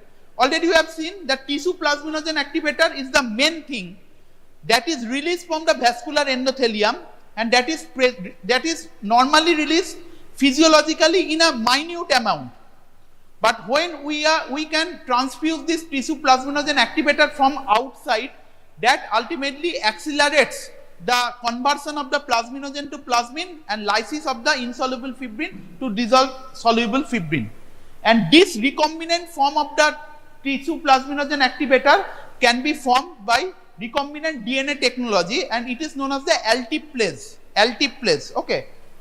It is moderately specific for fibrin bound plasminogen, so the circulating fibrinogen is lowered only by 50%. That means it does not hamper the normal physiological plasminogen, physiological fibrin, etc. Because if there is generalized lytic state in everywhere, there is more chances of the bleeding. So the chances of the bleeding is less with this recombinant tissue plasminogen activator. Plasma half-life is 4 to 8 minutes. Because of this short T-half, it needs to be given by slow IV infusion and often requires heparin co-administration.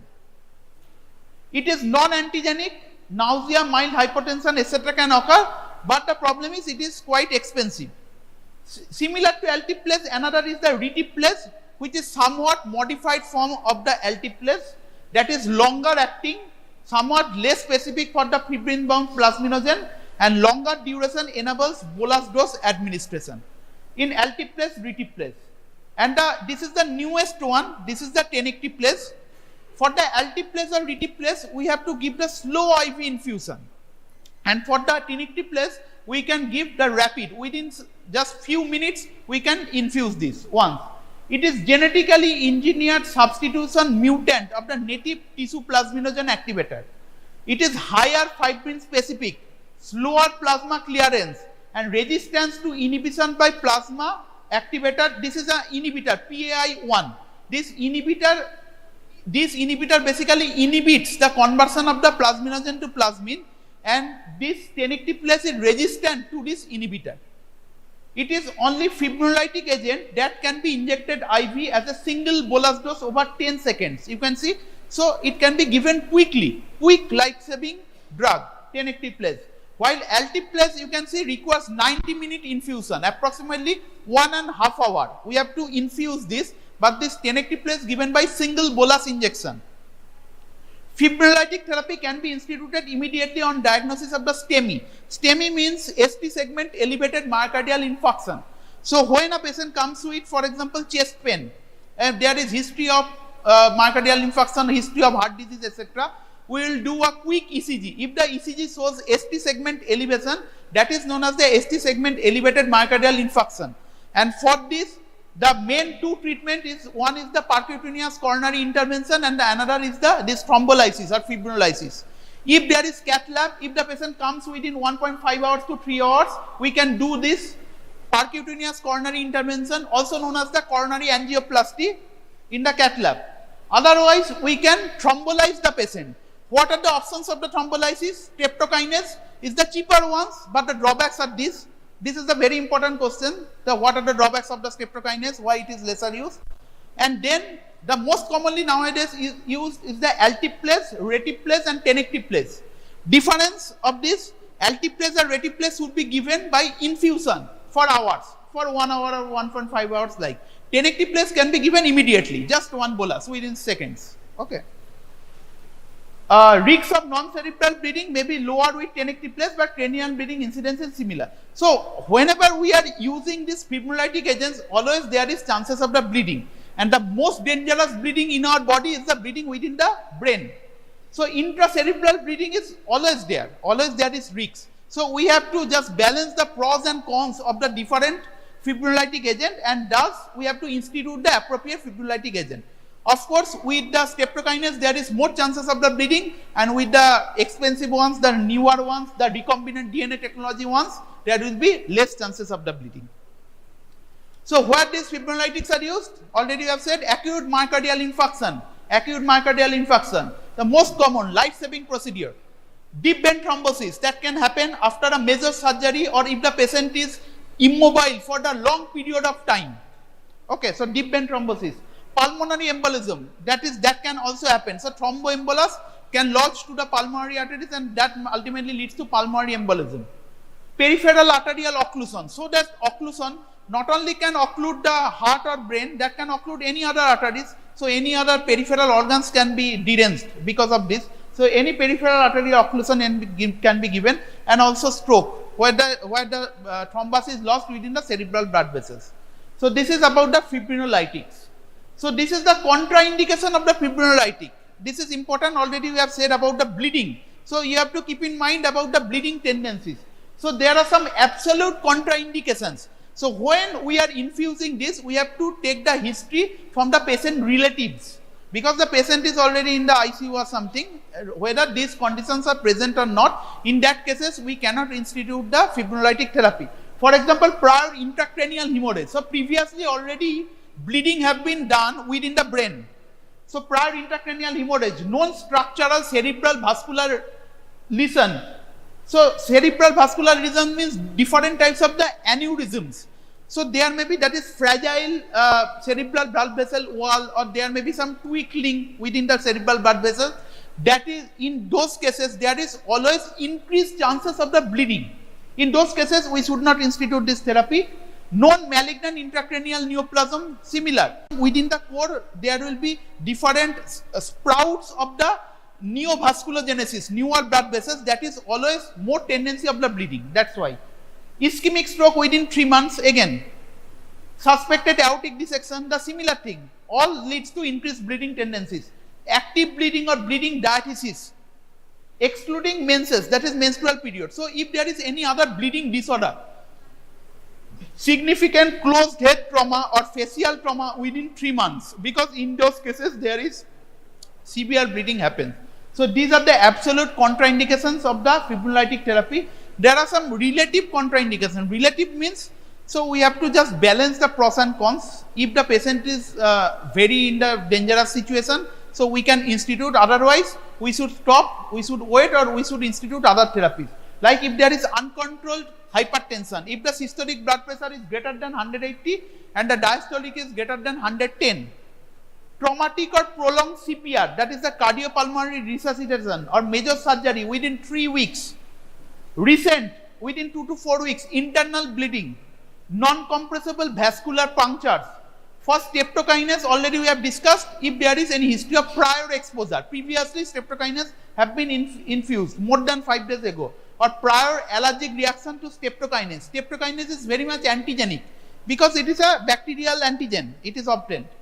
Pregnancy, active peptic ulcer, current use of warfarin and the international normalized ratio greater than 1.7. So these are the relative contraindications of the streptokinase, that is the fibrinolytic therapy, and some specific ones for the streptokinase.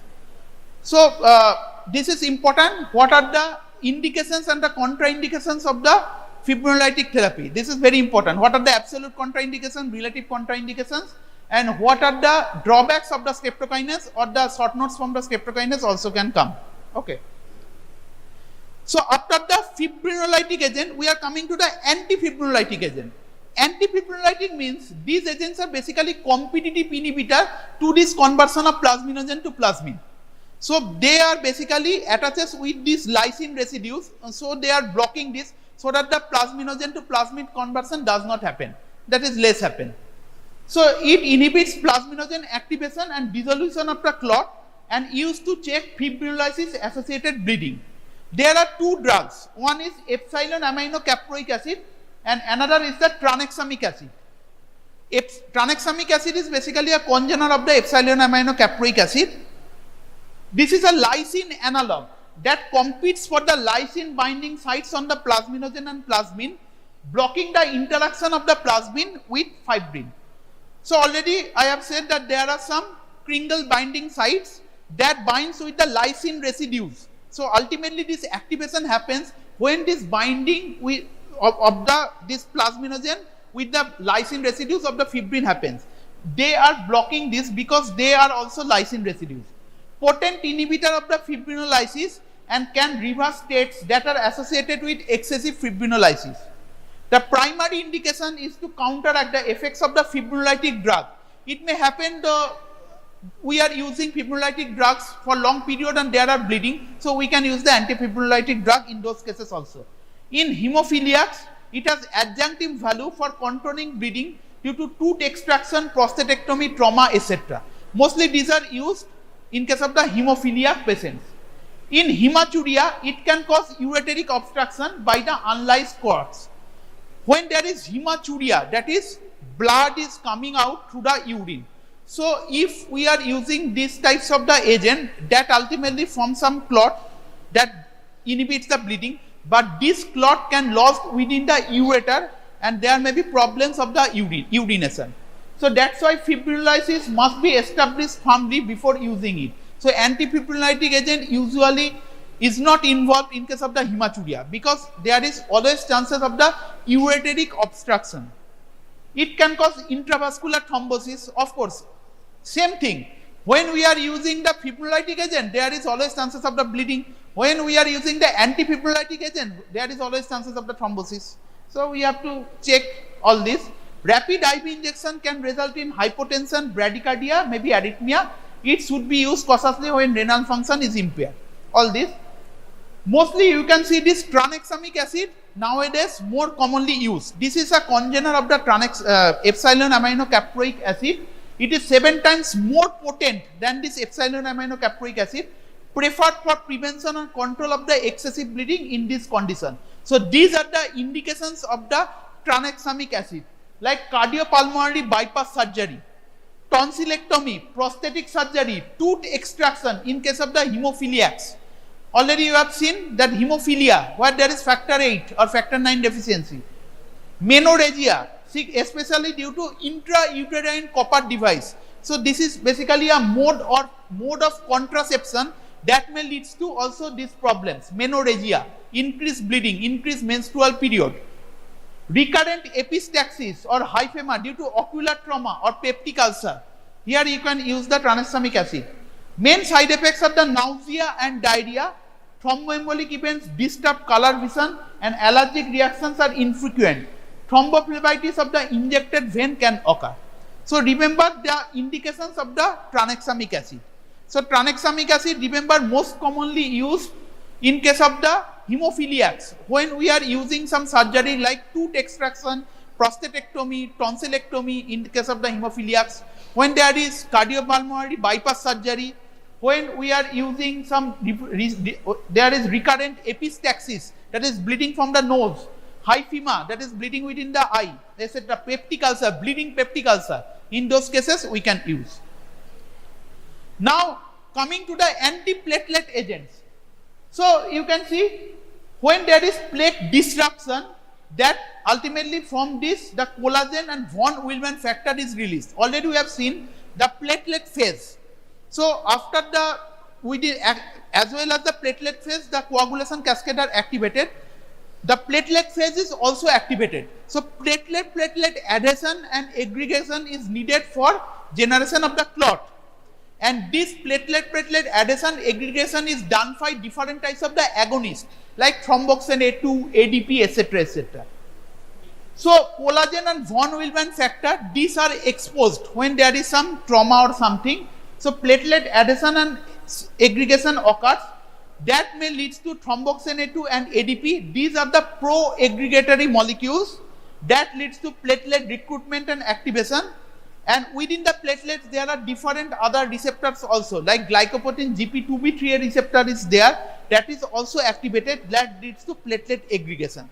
So there are different steps of the platelet adhesion and aggregation, and different drugs are invented to act on the different steps of the platelets to inhibit the platelet activation or aggregation. Okay. So when we are inhibiting this platelet activation and aggregation for long period of time, that also leads to less thrombus formation, so less blockade in the coronary arteries or cerebrovascular arteries or other peripheral arteries. So you can see this is the resting platelet. When the platelets is activated, different chemical mediators are released and they are attached with one another. You can see this is platelet is activated so that the different receptors are exposed. When this exposed, the platelets are attached to one another. There are active GP2B3A receptors are also. Fibrinogen is attached with these receptors GP2B3A1, and this fibrinogen ultimately acts as a string so that the different platelets are attached with one another. So a string like platelet aggregatory molecules are formed, and with this different coagulation cascades are also activated, and the fibrin, thrombin, all this comes, and ultimately the plaque is formed or the thrombus is formed.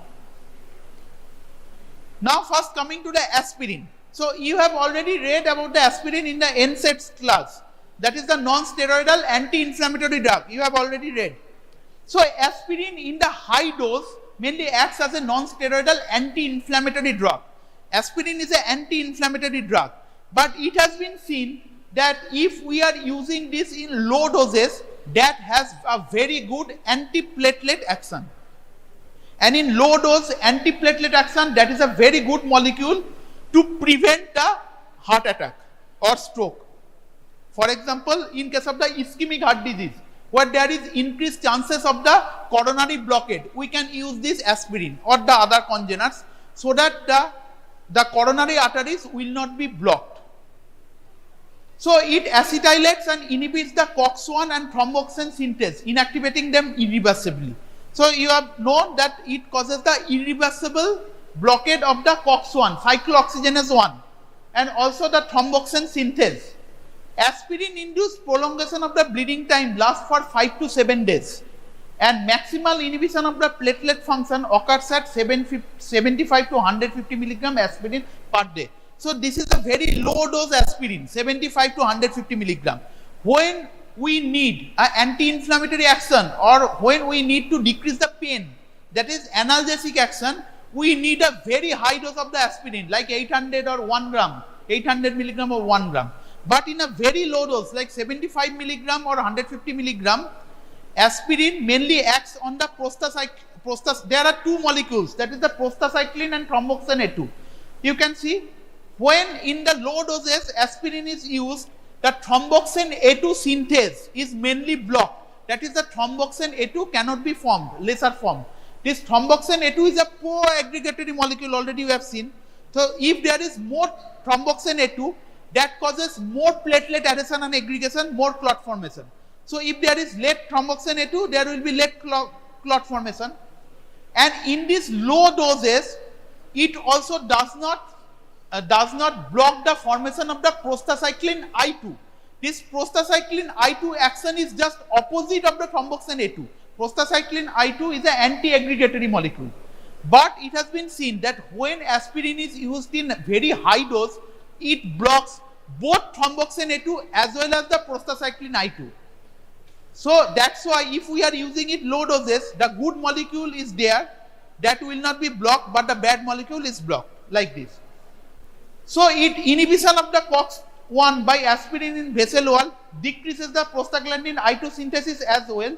However, since intimal cells can synthesize fresh enzyme, activity returns rapidly. And it has been seen that in case of the low doses, in this dose, thromboxane A2 formation by platelet is selectively suppressed, whereas high doses like greater than 900 milligram per day may decrease both thromboxane A2 and prostacyclin I2. PGI2 is the prostacyclin I2 production. Prostacyclin I2 is a vasodilatory molecule and thromboxane A2 is a vasoconstrictor molecule. Okay, so vasodilation, prostacyclin I2 is a anti-aggregatory molecule and thromboxane A2 is a pro-aggregatory molecule. So this is clear. So this is a very common question, that why low dose aspirin is used as an antiplatelet effect instead of the high dose aspirin, or in different other, why high dose aspirin is used as an analgesic and why low dose aspirin is used as an antiplatelet effect. So it is clear. So aspirin, there are two mode of action, in high dose, in low dose. In high dose, greater than usually 800 or 900 milligram per day, it basically acts as an anti-inflammatory and analgesic drug. Already you have read about the NSAIDs, that is the non-steroidal anti-inflammatory drug. In high dose, it blocks both the thromboxane A2 synthesis as well as the prostacyclin I2 synthesis. Of this, thromboxane A2 causes the platelet aggregation, but prostacyclin I2 decreases the platelet aggregation and causes vasodilation. But it has been seen that in low doses, 75 to 150 milligram, it selectively blocks only the thromboxane A2 synthesis. That's why there will be less clot formation, but there is no effect on the prostacyclin I2. And this prostacyclin I2 is a vasodilatory substance, so there will be no problems. That's why the low dose aspirin is used as an antiplatelet agent. It also inhibits the release of the ADP from platelets. ADP is also another pro-aggregatory molecule and they are sticking to each other, but has no effect on platelet survival time and their adhesion to the damaged vessel wall. After aspirin, the other antiplatelet agents are dipyridamole. Dipyridamole is another vasodilator, inhibits phosphodiesterase as well as blocks uptake of the adenosine to increase platelet cyclic AMP, which in turn potentiates the prostacyclin I2 and interferes with aggregation. So basically dipyridamole is a phosphodiesterase inhibitor. So phosphodiesterase, when it is inhibited, that causes vasodilation and it also blocks the uptake of the adenosine, so that cyclic AMP formation within the platelets is decreased. When it is decreased, the platelet adhesion is also decreased. Dipyridamole. So levels of the thromboxane A2, prostacyclin I2 usually are not altered, but platelet survival time is reduced by disease is normalized. Usually dipyridamole, if it is used alone, this has little effect but improves in response to warfarin. So it can be used in addition to the warfarin to decrease the incidence of the thromboembolism in patients with prosthetic heart valves. It also enhances the antiplatelet action of the aspirin. Combination therapy may additionally lower the risk of stroke in patients with transient ischemic attack, but no additional benefit in prophylaxis of myocardial infarction. What happens? These are the newer antiplatelet agents, but different trials are done, and it has been seen that dipyridamole ultimately does not give any additional or substantial benefit over and above aspirin. That's why dipyridamole is used less. Aspirin is used more. Ticlopridine is another one. So already you know that within the platelet surface there are different purinergic receptor. Purinergic, okay. So P2Y1 and P2Y12. There are two types of the purinergic receptors are there. On these purinergic receptors, the ADP attaches. ADP, adenosine diphosphate, and after the attachment of the ADP, the platelet surface becomes sticky and there will be more platelet adhesion. So if we are blocking these purinergic receptors by some other drugs, that also reduces the platelet adhesion, and this can be done by the ticlopridine and clopidogrel, these two agents. they causes the irreversible blockade of this P2Y12 receptor, purinergic receptor. It has been seen that when we are blocking this one receptor, ultimately the ADP cannot attach and the platelet adhesion decrease. So they are blocking the irreversibly the active metabolite, and there is no effect on the platelet thromboxane A2, but bleeding time is prolonged and platelet survival is increased. It can be combined with aspirin. All these agents can be used with aspirin, that is aspirin plus ticlopidine, like this. It has markedly lower incidence of the restenosis after percutaneous coronary intervention and stent thrombosis. So when there is heart attack, already you have seen the one modality of the treatment is the coronary angioplasty or percutaneous coronary intervention. So we are inserting a stent. So whenever we are inserting a stent, there is always chances of the restenosis because we are inserting a foreign object. So around this foreign objects, again the platelets can bind, the coagulation cascade can be activated, and another formation of the thrombus can happen. So this is known as the stenosis. So restenosis. So ultimately we have to again recanalize these thrombosed coronary vessels. So the chances of this blockade will be less if we are continuing this aspirin or aspirin plus this ticlopidine or aspirin plus clopidogrel. So we have to continue these patients. You can see that if the patient have undergone some stenting, the patient are usually on lifelong aspirin therapy or lifelong aspirin plus clopidogrel therapy, like this. Because if we are stopping this, there will be again blockade within the coronary blood vessels. But ticlopidine is lesser used now because there is serious adverse effect of the blood dyscrasias. So when the ticlopidine is used, there is always chances of the neutropenia and thrombocytopenia, remember. So when the ticlopidine is used, we have to regularly, every month we have to do some blood counts to see the WBC count, the platelet count, etc. That's why there is always chances of the neutropenia, thrombocytopenia. That's why ticlopidine is lesser used nowadays. The more used is the clopidogrel. You can see that after aspirin, the most commonly used antiplatelet agent now is the clopidogrel. Clopidogrel is a newer and more potent congener of the ticlopidine. Similar mechanism of action. It can irreversibly inhibit the platelet function, therapeutic efficacy and more, but it is more safe than the ticlopidine. Combination of the clopidogrel and aspirin is synergistic. That is 1 + 1 greater than 2. That is more effect when we are combining these two in preventing the ischemic episodes and is utilized for checking restenosis of the stented coronaries. So basically when we need, there is no blockade, there is more chances of the blockade in the coronary arteries, we have to give the patients the combination of the aspirin and clopidogrel. Usually it is used. It is a slow acting drug. Antiplatelet action takes about 4 hours to start and develops over days.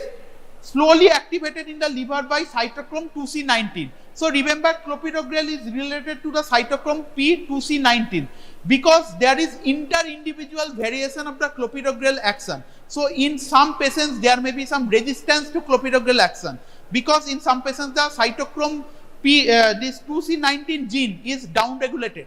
So here the clopidogrel will not act. There is more chances of the cardiac attack again, even if we are using the clopidogrel. Again, there are some other drugs, like you can see the proton pump inhibitor, like omeprazole. Omeprazole is an inhibitor of the cytochrome P2C19. So when we are using this omeprazole with clopidogrel side by side, there is always chances of the less metabolite formation from the clopidogrel, that is the less action of the clopidogrel. So we have to keep in mind. So there may be some variation in the inter-individual due to the drugs, due to some other problems. So cytochrome P2C19. In some foreign countries, in fact, some genetic test of the cytochrome P2C19 is also done before giving the clopidogrel. Adverse effect is bleeding. So for every antiplatelet drug, the adverse effect is bleeding. Prasugrel is the newer one, another newer one, but it is lesser used than clopidogrel. It is costly also. Most potent and the faster acting purinergic receptor blocker. This is the most potent, more potent than the clopidogrel. Greater and more predictable inhibition of the ADP-induced platelet aggregation. The same thing, they are attached with the purinergic receptor, blocking the ADP so that the platelet adhesion will not happen. The cytochrome P2C19 activation is lesser in comparison to the clopidogrel. particularly suitable in case of the STEMI. Significantly higher rates of the fatal and life-threatening bleeding has been seen with prasugrel. When the prasugrel has been it has been used extensively about few years back. It has been seen because it is very much potent, but it has also been seen that there is more chances of the bleeding with prasugrel. That's why prasugrel, in spite of being it is more potent, it is lesser used nowadays. So remember the more commonly used two agents, aspirin and clopidogrel. Silostazole. Silostazole is a slightly different molecule. It is oral antiplatelet agent that also has vasodilatory activity, and it also inhibits the phosphodiesterase type 3. It is a phosphodiesterase type 3 inhibitor. Mainly it is used in case of the peripheral vascular disease like intermittent claudication. So it increases the CAMP level in the platelets, favorably alters the lipid profile, and mainly in case of the intermittent claudication, it happens when there is some blockade in the peripheral arteries. So some patients, you can see after some minutes of the walk, the patient cannot walk because there is severe cramping pain and the swelling. That may happen due to the blockade of the peripheral arteries. In those cases, we have to use some phosphodiesterase type 3 inhibitor like silostazole. Just remember the name and on which enzyme it acts. So you can see that this is the cyclooxygenase 1. Aspirin blocks arachidonic acid. So eicosanoids, you have already read. So eicosanoids is the mainly instrumental in all these cases. So they are blocking this. Aspirin irreversibly blocks the cyclooxygenase 1 so that the prostaglandin H2 is less formed, thromboxane A2 is less formed. Okay. So aspirin irreversibly inhibits the platelet cyclooxygenase 1. So ticlopidin and clopidogrel, ADP. So ADP is another co-aggregatory molecule. It is released from the damaged endothelial cells and it acts on these different receptors. Ticlopidin, clopidogrel, prasugrel, and another newer agents like ticagrelor. This also blocks this ADP so that the platelet adhesion will not occur. So this inhibit the ADP mediated platelet aggregation. So aspirin mainly acts on the thromboxane A2 pathway, and the other agents mainly acts on the ADP pathway. Okay. So glycoprotein GP2B3A receptor antagonist. So these are another agent. This can be given only by parenteral route. There is no oral agents. GP2B3A inhibitor. There are three agents: abciximab, apitifibatide, and tirofiban. This is an adhesive receptor or integrin on platelet surface for fibrinogen and von Willebrand factor, which agonists like collagen, thrombin, thromboxane A2, ADP, etc. finally induce platelet aggregation. So ADP, apart from the ADP, there are some other agents. All this leads to platelet aggregation, and they also act by another receptor known as the glycoprotein GP2B3A receptor. So there are some other drugs are also advented like this abciximab, apitifibatide, and tirofiban that blocks this GP2B3A. Okay. So you can see this is the platelet phase. Already we have discussed in the first. So there are different receptors. You can see. So this is the GP2B3A receptors. So within the GP2B3A receptors, the fibrinogen acts and ultimately it causes a spring-like formation so that the platelet aggregation occurs. And you can also see the ADP. ADP acts on this purinergic receptor. Already we have discussed. This is the P2Y1 and P2Y12 receptor. These are the purinergic receptors. And these are the other agents like collagen, von Willebrand factor, etc., where the different other co-aggregatory molecules act.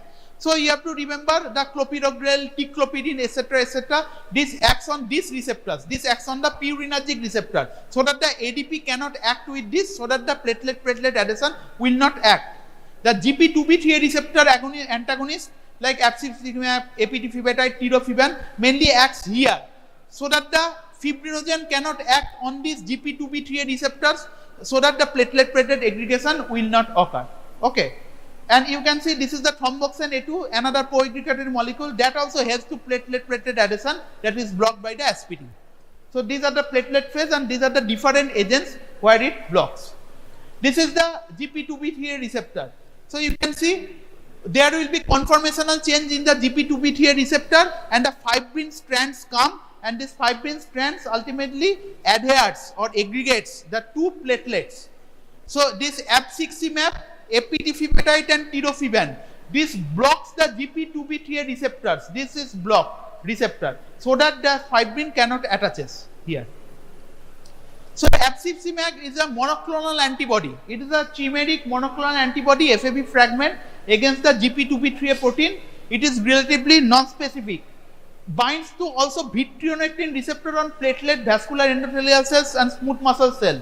It usually used along with aspirin and heparin during the percutaneous coronary intervention like coronary angioplasty. Markedly reduce the incidence of the restenosis, subsequent myocardial infarction and death. This is very costly in fact because it is a monoclonal antibody. Mostly it is used in addition to this during the coronary angioplasty. Non-antigenic, main risk is hemorrhage and thrombocytopenia. Should not be used in second time since risk of thrombocytopenia increases. Constipation, ileus, arrhythmia can occur. It is expensive. Abcipsimab, APTFibetide is a synthetic one, cyclic peptide, selectively binds this receptor, inhibits platelet aggregation. Its plasma T-half is longer, and bleeding and thrombocytopenia are the major adverse effects. More or less similar. Tirofiban is a non-peptide. Plasma T-half is 2 hours, dissociates rapidly from the receptor. Again, the same thing. It is used to treat the acute coronary syndrome and for angioplastic coronary intervention. So, GP2B3A receptor, you have to remember the names and the short notes can come where it is act. Okay, so this is the area where the different agents act. These are the newer antiplatelet agents, but it is lesser used nowadays. Cangrelor and ticagrelor. Cangrelor is basically an adenosine analog, binds reversibly to purinergic receptor. It is given as a bolus. And ticagrelor is a oral active. It can be given orally, reversibly inhibitor of again purinergic receptor, more rapid onset, offset of the action, predictable inhibition of the ADP. It is the first new antiplatelet drug to demonstrate a reduction in cardiovascular death compared to clopidogrel in patients with acute coronary syndromes. Again, it is costly. So, ticagrelor or cangrelor lesser used nowadays, more or less the mechanism of action similar to the clopidogrel and ticlopidine, but it is more potent. The adverse effect is lesser and more predictable inhibition of the ADP-induced platelet aggregation. So, where we are using this antiplatelet drugs, uses of the antiplatelet drugs. So, the aim of the using the antiplatelet drug is to prevent the intravascular thrombosis, that is thrombosis within the vessels, and embolization, that is the part of the thrombus can be embolized to the different other arteries with minimal risk of hemorrhage, so that the bleeding will be less. Like coronary artery disease, different types of the coronary artery disease or acute coronary syndrome, like ischemic heart disease, the STEMI, that is the ST segment elevated myocardial infarction, non-ST segment elevated myocardial infarction, like unstable angina. In all these cases, either it can be used therapeutically or prophylactically, that is long period of time, so that there will not be any heart attack. Cerebrovascular accidents like stroke, prostatic heart valve and arteriovenous shunts. So, there is always chances of the blockade of these vessels. Venous thromboembolism and peripheral vascular disease. So, remember these are the areas where the antiplatelet drugs use. So, even if these antiplatelet drugs or other drugs, this thrombolizing agent, this comes under the hematinics chapter, these are most commonly used in the cardiovascular fronts. You can see this is the mainstay of the management. Fibrinolytic agent is the mainstay of the management for the myocardial infarction, ST segment elevated myocardial infarction. Antiplatelet drug like aspirin and clopidogrel is the mainstay of the treatment for the ischemic heart disease, for the prevention of the myocardial infarction in the acute coronary syndrome in all these cases. So, you can see this is not needed. I have just given this, just the name. These are the aspirin, silostazole, clopidogrel, dipyridamole, prasugrel, ticlopidine, ticagrelor, etc. These are the oral agents, and the injectable agents are only the GP2B3A receptor antagonists like abcipsimab, APTFibetide, tirofiban. These are the different adverse effects already we have discussed. Drug interactions not needed. Just all these drugs are very important. Within this, I have already said aspirin. You have to know everything about the aspirin, why low dose aspirin is used, where it is used. Clopidogrel, another important drug, short note can also come. Why aspirin clopidogrel is combined? What is the mechanism of the action of the clopidogrel? Why clopidogrel resistance is seen in some patients? Because of the cytochrome P2C19 needed for its active metabolite formation, clopidogrel. GP2B3 receptor antagonists can come as a short note. The different injectable agents, the different within the fibrinolytic agents, the short note on the fibrinolytic agents can come. Streptokinase itself can come as short note. What are the indications and the contraindications of the fibrinolytic agent is a very important question. Why the streptokinase? What are the drawbacks of the streptokinase itself? That can come as a viva as well as the short note or in the explain why. These are the important questions. And within the antifibrinolytic agent, usually short note can come or some questions can be asked in the viva from the tranexamic acid. What are the indications of the tranexamic acid? And within the antiplatelet agents, I have already said all these are needed. So this is all about. Thank you. The test or the panel of blood test that depicts the major functions of liver.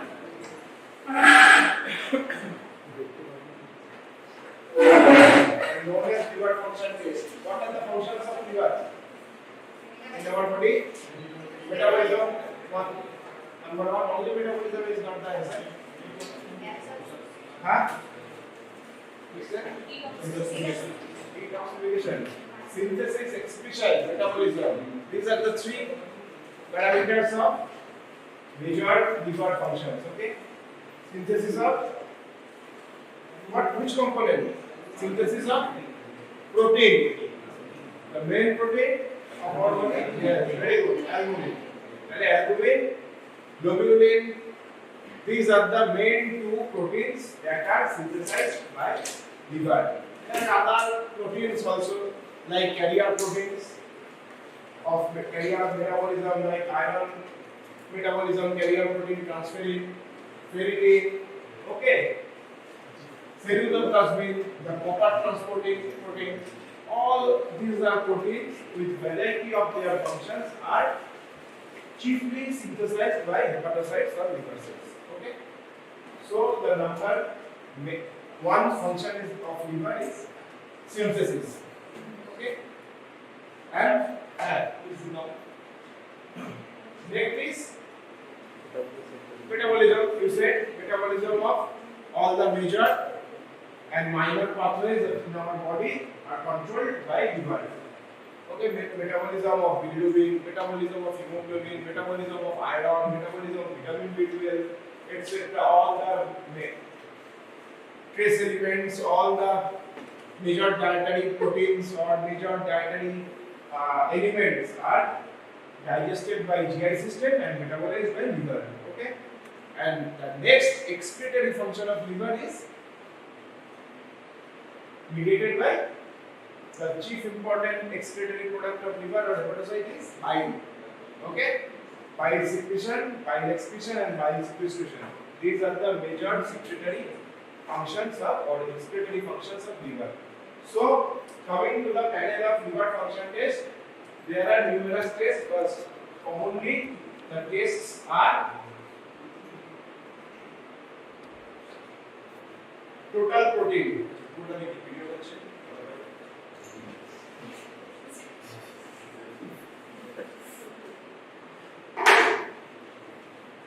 So, number one is total protein. Okay. So, this is a synthesis function of liver, and in total protein, the major portion is in normal part albumin.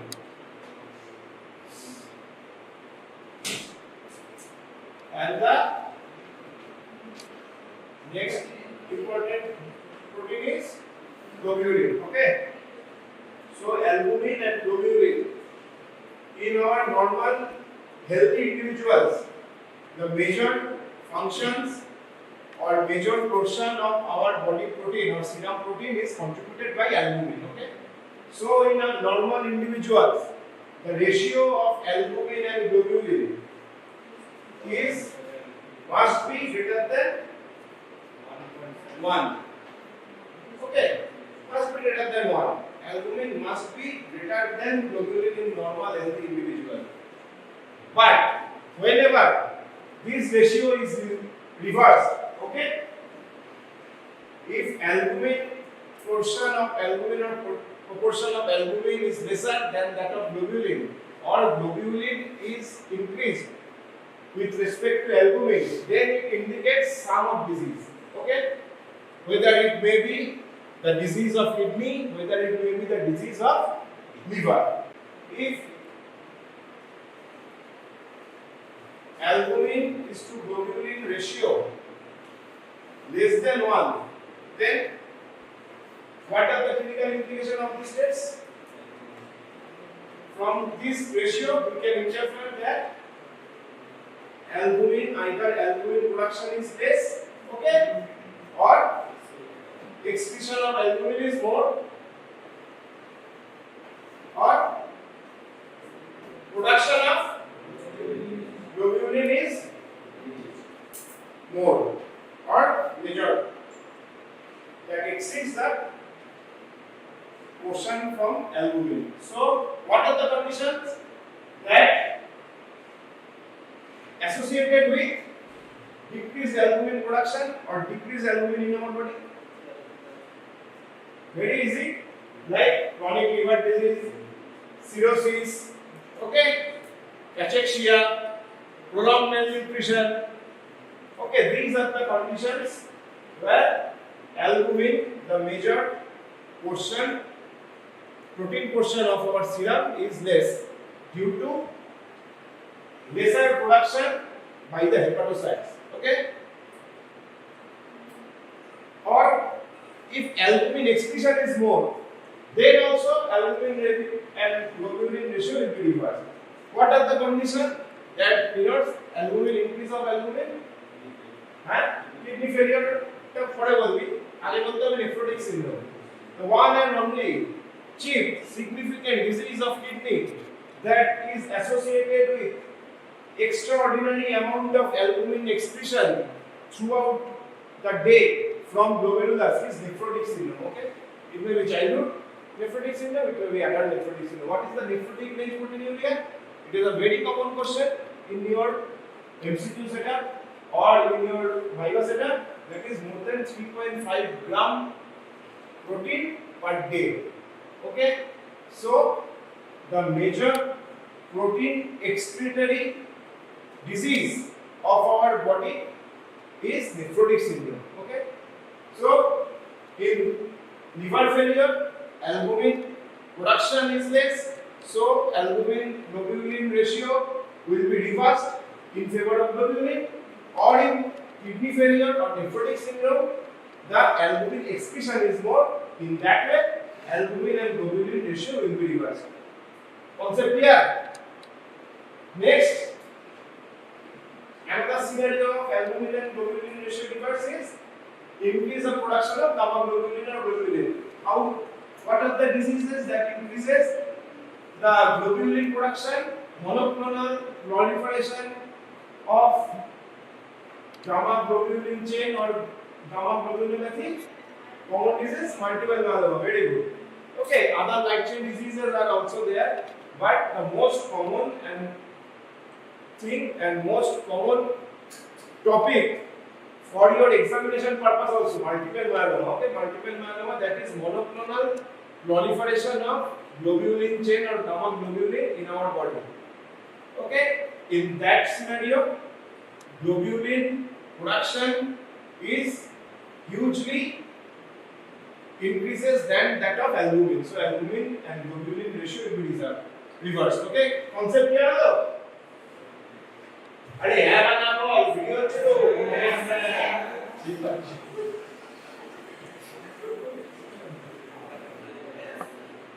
This is the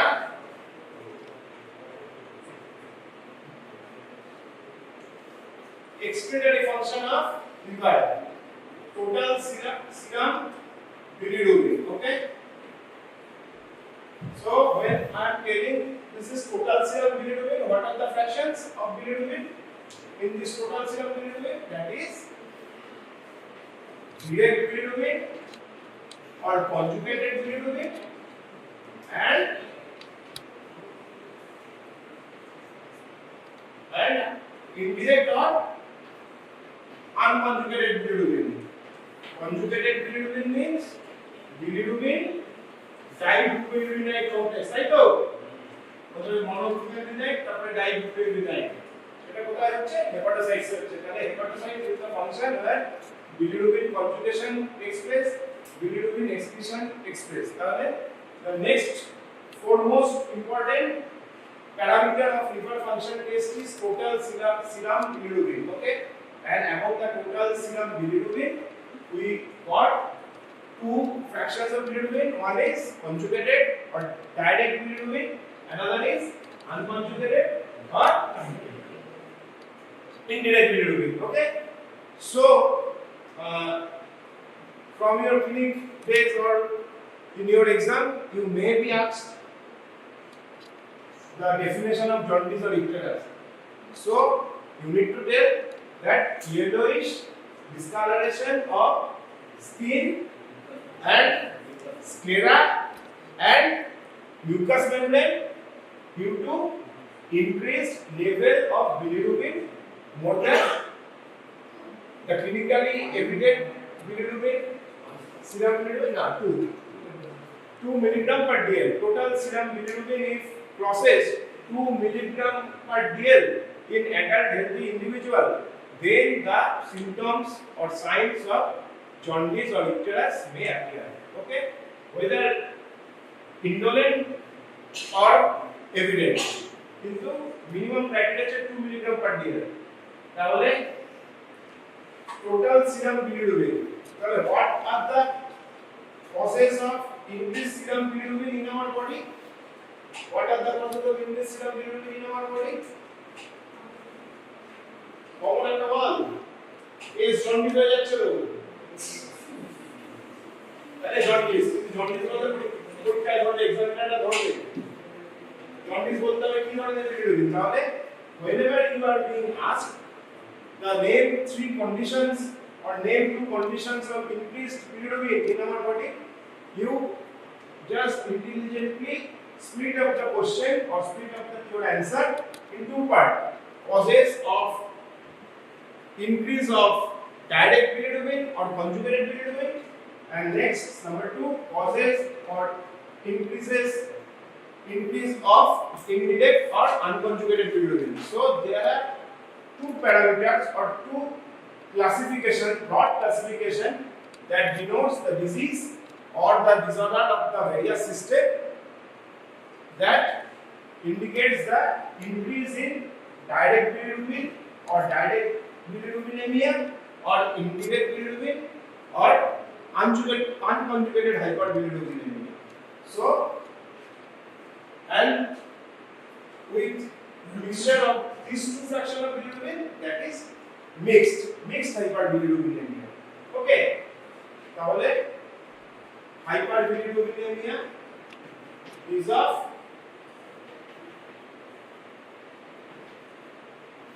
three types. First, increase in conjugated bilirubin, that is conjugated hyperbilirubinemia. Increase in unconjugated hyperbilirubinemia. Okay, that is indirect bilirubin. This is direct bilirubin, and the next is mixed. So elevation of both fraction of bilirubin, whether direct and indirect. Okay, তাহলে direct bilirubin criteria কি? direct hyperbilirubinemia বলতে গেলে কি বলতে হবে?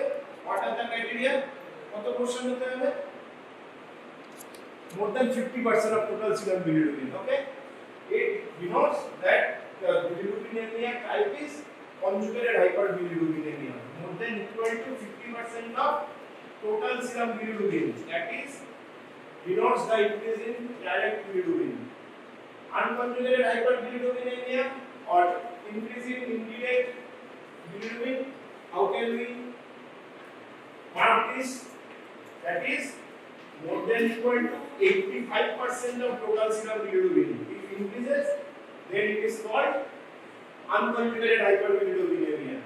And mixed, more than direct bilirubin, more than equal to 50%. Okay. So from this calculation, it is evident that the normal fate of bilirubin is to conjugate and then secrete. So if unconjugated hyperbilirubinemia,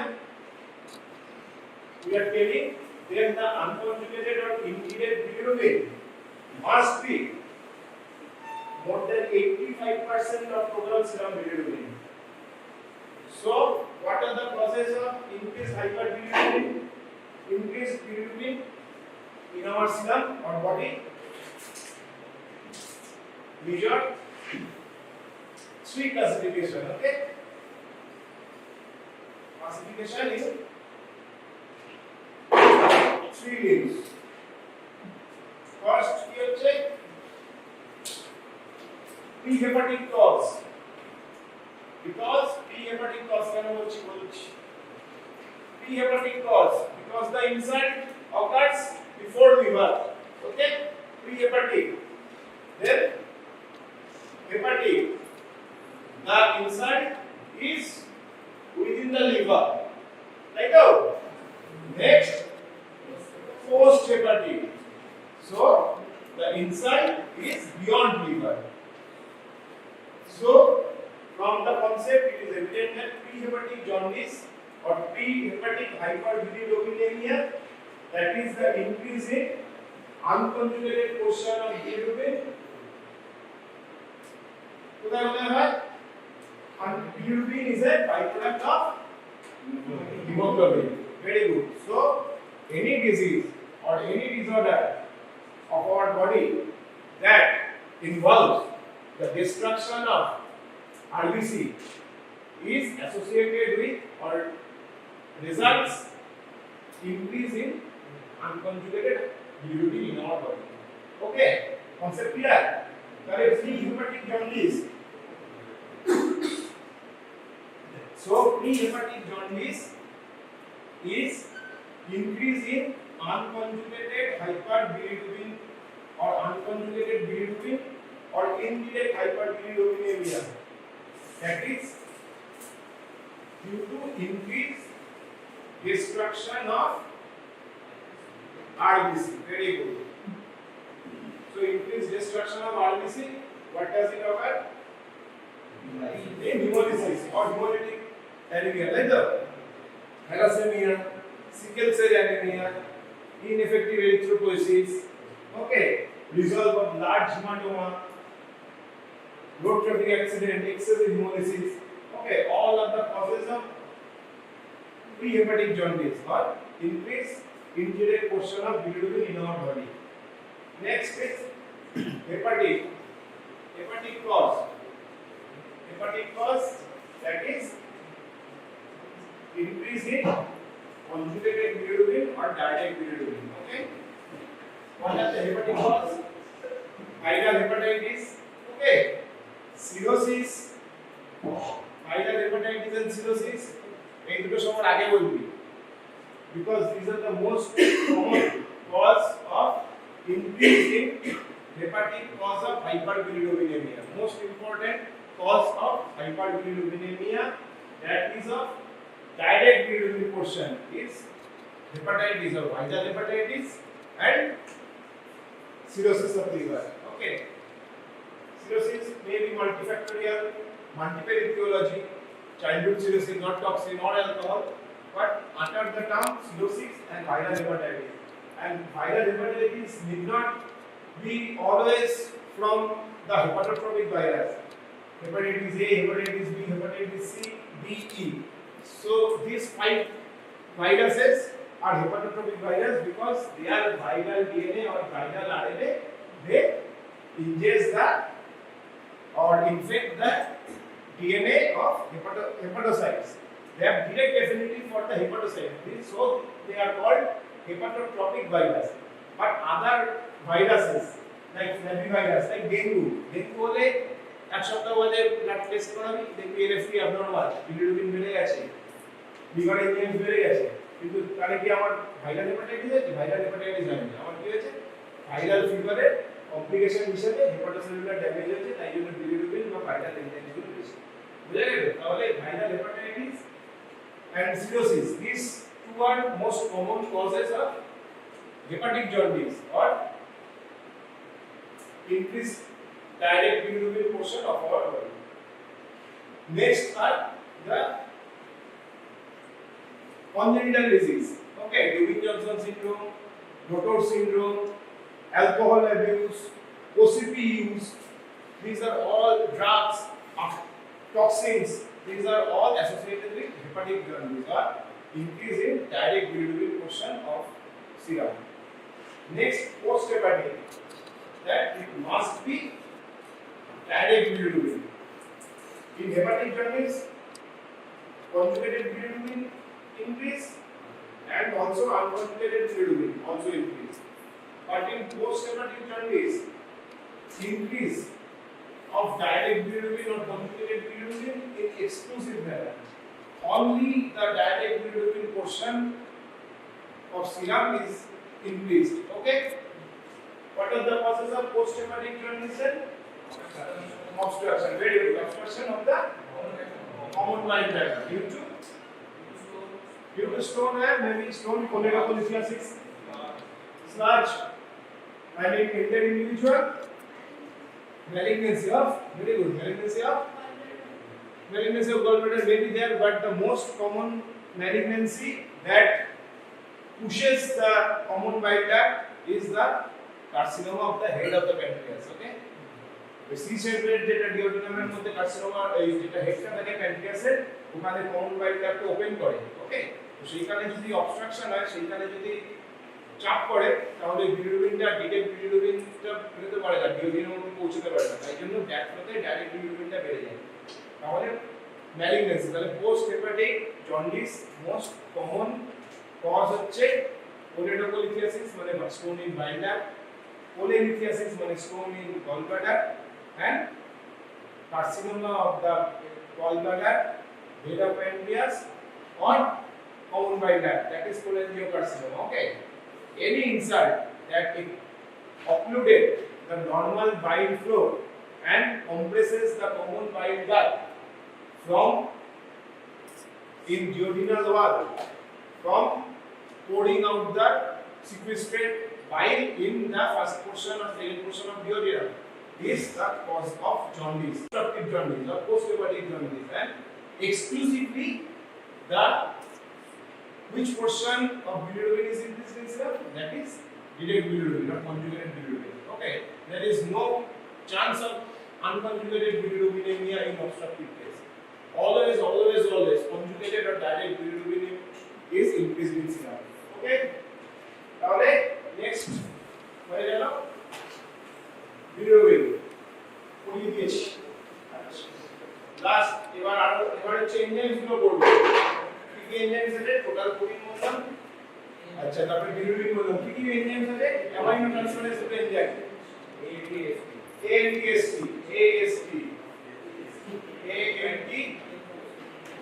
R AST, আরেকটা লিখে দিচ্ছি বল, alkaline phosphatase AFP। ঠিক আছে, এই তিনটে বলবো, তারপরে কি বলবো, আর গামা জিপি, এই চারটে নিয়ে আলোচনা করব আমরা। ঠিক আছে, AFP AST AFP আর গামা জিপি। AFP AST হচ্ছে most sensitive indicator of hepatocyte or hepatocellular damage. Okay, most sensitive enzyme। ALT মানে alanine amino transferase, ST মানে aspartate amino transferase, এদের আরো দুটো গালবাটা নাম আছে SGOT SGPT। ঠিক আছে, যেটা মনে রাখার সেটা হচ্ছে ALT and AST, এরা amino transferase enzyme এবং most sensitive enzymatic indicator of hepatocellular damage. ওকে, তাহলে নাম শুনে বোঝা যাচ্ছে ALT আর AST এদের ইনক্রিজ কখন হবে, in which conditions increase হবে? Hepatocellular injury from viral hepatitis, hepatocellular injury from cirrhosis, hepatocellular injury from OCP use, hepatocellular injury from alcohol abuse, hepatocellular injury from various hepatotropic toxin. Okay, so and its normal value be মোটামুটি nearly 50 unit, international unit 50 to 45 unit. Okay, এটা is normal, কিন্তু increase কখন বলবো 50 normal আছে 50 সেটা হয়ে গেছে 65 সেটা ইনক্রিজ বলবো সেটা ইনক্রিজ বলবো না আপ টু 2 to 3 fold ওকে 100 থেকে 150 অবধি যদি চলে যায় 100 এর যদি বেশি হয় তাহলে আমার সেটা কনসার্নের জায়গা আছে যে কোনো লিভার এনজাইম যদি মাইল্ড অর মার্জিনাল ইনক্রিজ হয় that is of no concern হতে পারে ট্রানজিয়েন্ট আমার যা লিভার এনজাইম তো তা নয় আমার থেকে বড় পেশেন্টের তা নয় তোর থেকে ছোট পেশেন্টের তা নয় হতে পারে কিন্তু when it will concern the clinician or physician whenever the increase of these enzymes are 2 to 3 fold than that of lower normal range lower normal biological reference range থেকে যখন 2 গুণ থেকে 3 গুণের বেশি হবে তখন আমি সেটা নিয়ে চিন্তা করব তখন বলবো তাহলে এটা কমিয়ে দাও ওটা কমিয়ে দাও এই করো সেই করো তখন তার জন্য রেস্ট্রিকশন করব তাহলে alanine amino transferase and aspartate amino transferase these are the most specific indicator of hepatocellular damage. Next is alkaline phosphatase. Alkaline phosphatase is another important parameter in liver function test and alkaline phosphatase is the major indicator of biliary tree obstruction. Okay, so alkaline phosphatase whenever increased in adjunct to it, increase in directly to it, we can clearly tell from the his or her liver function test that this patient has somewhere obstruction in his biliary route. Okay? তাহলে alkaline phosphatase সাধারণত normal value 150 থেকে 200 হয়। ওকে? biological reference level 150 থেকে 200 হয় when it will be increased in 2 to 3 fold beyond the lower reference biological reference range then we can tell or we can predict that there may be an obstruction in its biliary course okay তাহলে যদি hepatocellular damage হয় alkaline phosphatase খুব বেশি নাও বাড়তে পারে যদি হিমোলিসিসের জন্য jaundice হয় অ্যালকালাইন ফসফেটেস নাও বাড়তে পারে কিন্তু যদি গলব্লাডারের পাথর হয় যদি কোলেনজিওকার্সিনোমা হয় বা কোলেনজাইটিস হয় যেখানে biliary ট্রি অবস্ট্রাকশন হচ্ছে কোনোভাবে তাহলে অ্যালকালাইন ফসফেটেস বাড়ে ঠিক আছে এটা লিভারের হলো অ্যালকালাইন ফসফেটেস আচ্ছা পরে বলছি আবার আর গামা গ্লুটামিন ট্রান্সফারেজ হচ্ছে এমন একটা enzyme that is the most sensitive indicator of alcohol induced liver damage okay তার নরমাল ভ্যালু হচ্ছে less than 35 in adult level male female आपको को नहीं अपना less than equal to 35 gamma GT this is the only enzyme that indicates whether alcohol induced hepatocellular injury is there in your liver or not okay তাহলে এইগুলো হচ্ছে main enzyme এগুলো মাথায় রাখতে হবে alkaline phosphatase alanine amino transferase aspartate amino transferase and gamma glutamine transferase gamma glutamine transferase হচ্ছে alcohol induced hepatocellular damage মানে alcohol অ্যাবিউজের জন্য যদি লিভার সিরোসিসের দিকে চলে যায় সিরোসিস কি জিনিস ট্রানজিয়েন্ট চেঞ্জ না that is irreversible change okay cirrhosis যদি একবার ব্রিজিং ফাইব্রোসিস যদি একবার হয়ে যায় ওটা ইকুইলিব্রিয়ামের লেফটে চলে আসে না রিভার্সিবল নয় condition irreversible no way out ঠিক আছে তাহলে গামা গ্লুটামিন ট্রান্সফারেজ হচ্ছে অ্যালকোহল ইনডিউসড হেপাটোসেলুলার ড্যামেজ কতটা হয়েছে সেটা জানার বেস্ট উপায় সব জায়গায় লিভার ফাংশন টেস্টে গামা গ্লুটামিন ট্রান্সফারেজ দেয় না কিন্তু তুমি যদি পেশেন্টকে ক্লিনিক্সে পাও বা তোমার বাড়ির পাশে কোনো পেশেন্ট তোমার কাছে পেট ব্যথা নিয়ে আসে যদি তার অ্যালকোহলের হিস্ট্রি পাও অ্যালকোহল অ্যাবিউজ বা ক্রনিক অ্যালকোহলিজমের হিস্ট্রি পাও তাকে ইনসিস্ট করবে বা তাকে লিখে দেবে এলএফটি উইথ গামা জিটি শুধু এলএফটি লিখলে 100টার মধ্যে 100টা ল্যাব গামা জিটি করে না যদি তুমি গামা জিটি পেশেন্টের জানতে চাও অ্যালকোহল ইনডিউসড কোনো হেপাটোসেলুলার ইনজুরি আছে কিনা তাহলে তোমাকে গামা জিটি মেনশন করে দিতে হবে ঠিক আছে এটা হচ্ছে ক্লিনিক্যাল সাইড এরকম মেসেজ আচ্ছা আরেকটা জিনিস আমি বলে দিই এটা হচ্ছে যে alanine amino transferase aspartate amino transferase এই দুটো এনজাইম হেপাটোসেলুলার ইনজুরি ছাড়া আরো দুটো কন্ডিশনে বাড়তে পারে ওকে একটা হচ্ছে myocardial infarction massive myocardial infarction and abdominal acid because as heart is the biggest muscle or most powerful muscle, তাহলে হার্টের যদি কোনো রকম ইনসাল্ট হয় বা র‍্যাপটোমায়োলাইসিস হয়, যদি মাসেল নেক্রোসিস বা মাসেল ইনজুরি হয়, সেক্ষেত্রে অ্যালানিন অ্যামাইনো ট্রান্সফারেজ আর অ্যাসপার্টিন অ্যামাইনো ট্রান্সফারেজ এনজাইম, বিশেষ করে অ্যালানিন অ্যামাইনো ট্রান্সফারেজ এনজাইমটা বেড়ে যেতে পারে। ঠিক আছে, তাহলে তোমাকে যদি কেউ কোশ্চেন করে non hepatic causes of increase of ALT, তাহলে তুমি বলবে cardiac insult or myocardial infarction or অ্যাবডোমিনালাইসিস।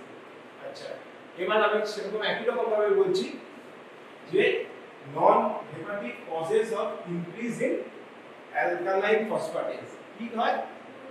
বোন ডিজিজ, ভেরি গুড, আর প্রেগন্যান্সি, এই দুটো কারণে অ্যালকালাইন ফসফেটেজ বাড়তে পারে। লিভার নরমাল আছে, লিভারে কিছু ইনসাল্ট নেই, কিন্তু অ্যালকালাইন ফসফেটেজ বেড়ে গেছে, দেখা যাবে পেশেন্টের প্রেজেন্ট ডিজিজ অফ বোন আছে, কোনো মেটাবলিক বোন ডিজিজ আছে, তাহলে বোনের তো অ্যালকালাইন ফসফেটেজ বেরোয়, তাহলে বোন স্পেসিফিক অ্যালকালাইন ফসফেটেজটা বাড়ার জন্য, বোন ডিস্ট্রাকশন হওয়ার জন্য, বোনের টার্নওভার বাড়ার জন্য ওর তাহলে অ্যালকালাইন ফসফেটেজটা বেড়ে গেছে। আর প্রেগন্যান্সিতেও অ্যালকালাইন ফসফেটেজ আইসোলেটেডলি বাড়তে পারে। লিভারের আরেকটা ফাংশন হচ্ছে, সেটা কোয়াগুলেশনের সময় আসবে। ঠিক আছে, পি টাইম, এপিটিটি, আয়নার 2, 7, 9, 10 এই চারটে কোয়াগুলেশন ফ্যাক্টর যেটা কন্ট্রোল করে extrinsic pathway and common pathway, those are produced by liver। ঠিক আছে, তো সেক্ষেত্রে লিভার ফাংশন টেস্টের মধ্যে আবার আসে না। লিভার ফাংশন টেস্ট যদি তুমি প্রেসক্রিপশনে পেশেন্টকে লিখে দাও, তোমাকে কোয়াগুলেশন প্রোফাইল লিখে দেবে না, কিন্তু তুমি যদি নিজে সন্দেহ করো যে পেশেন্টের লিভারে ড্যামেজ আছে, তাহলে তোমাকে কোয়াগুলেশন প্রোফাইল লিখতে হবে। কেন লিখতে হবে? কারণ মোস্ট ইম্পর্টেন্ট কোয়াগুলেশন ফ্যাক্টর, যেমনি factor 2, factor 7, factor 9 and factor 10 are chiefly produced by liver. So any insult or any mal or under functioning of liver may cause the decrease in availability of this coagulation factor. So increases chance of bleeding, increases chance of petechic formation or variceal bleeding will be encountered if there is failure in hepatocyte function or there is major insult in liver. But whenever you will be asked to interpret the liver function test, you need not to write down or tell directly about the coagulation factor. If you are being asked what are the other functions of liver function test or what are the other major functions of liver in blood homeostasis, then you tell. Okay? তাহলে coagulation factor PT, প্রথমবিন time, APTT activated plasma প্রথমবিন time, আর INR international standardisation, এগুলো হচ্ছে বেড়ে যাবে যদি liver ফাংশনে কোনো সমস্যা থাকে। ঠিক আছে, ভাইটাল মার্কারস আছে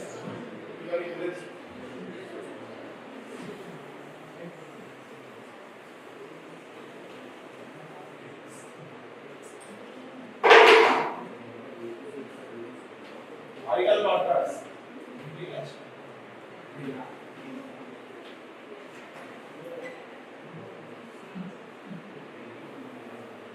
vital markers কি আছে? কটা ভাইরাস আছে? হেপাটোটপিক ভাইরাস বললাম, hepatitis A, hepatitis B virus, C virus, D virus আর ই ভাইরাস। তার মধ্যে সবচেয়ে ফেটাল দেখ বি, তাই তো? B before boss, very good, before boss. ঠিক আছে, তাহলে বি হচ্ছে মোস্ট ডেঞ্জার। আর বি ভাইরাসের স্পেশালিটি কি? এবং this type all are hepatotropic virus are RNA virus except boss, তাহলে এটা ডিএনএ ভাইরাস, বাকিগুলো হচ্ছে আরএনএ ভাইরাস, তাই তো? এদের মধ্যে ফিকোরাল ট্রান্সমিশন কার হয়? ফিকোরাল, নট প্যারেন্টাল। খারাপ জল খেলি, খারাপ রোল খেলি, পচা পকোড়া খেলি, হয়ে গেল। কোনগুলো হবে? এ এন্ড ই, তাই তো? তাহলে এ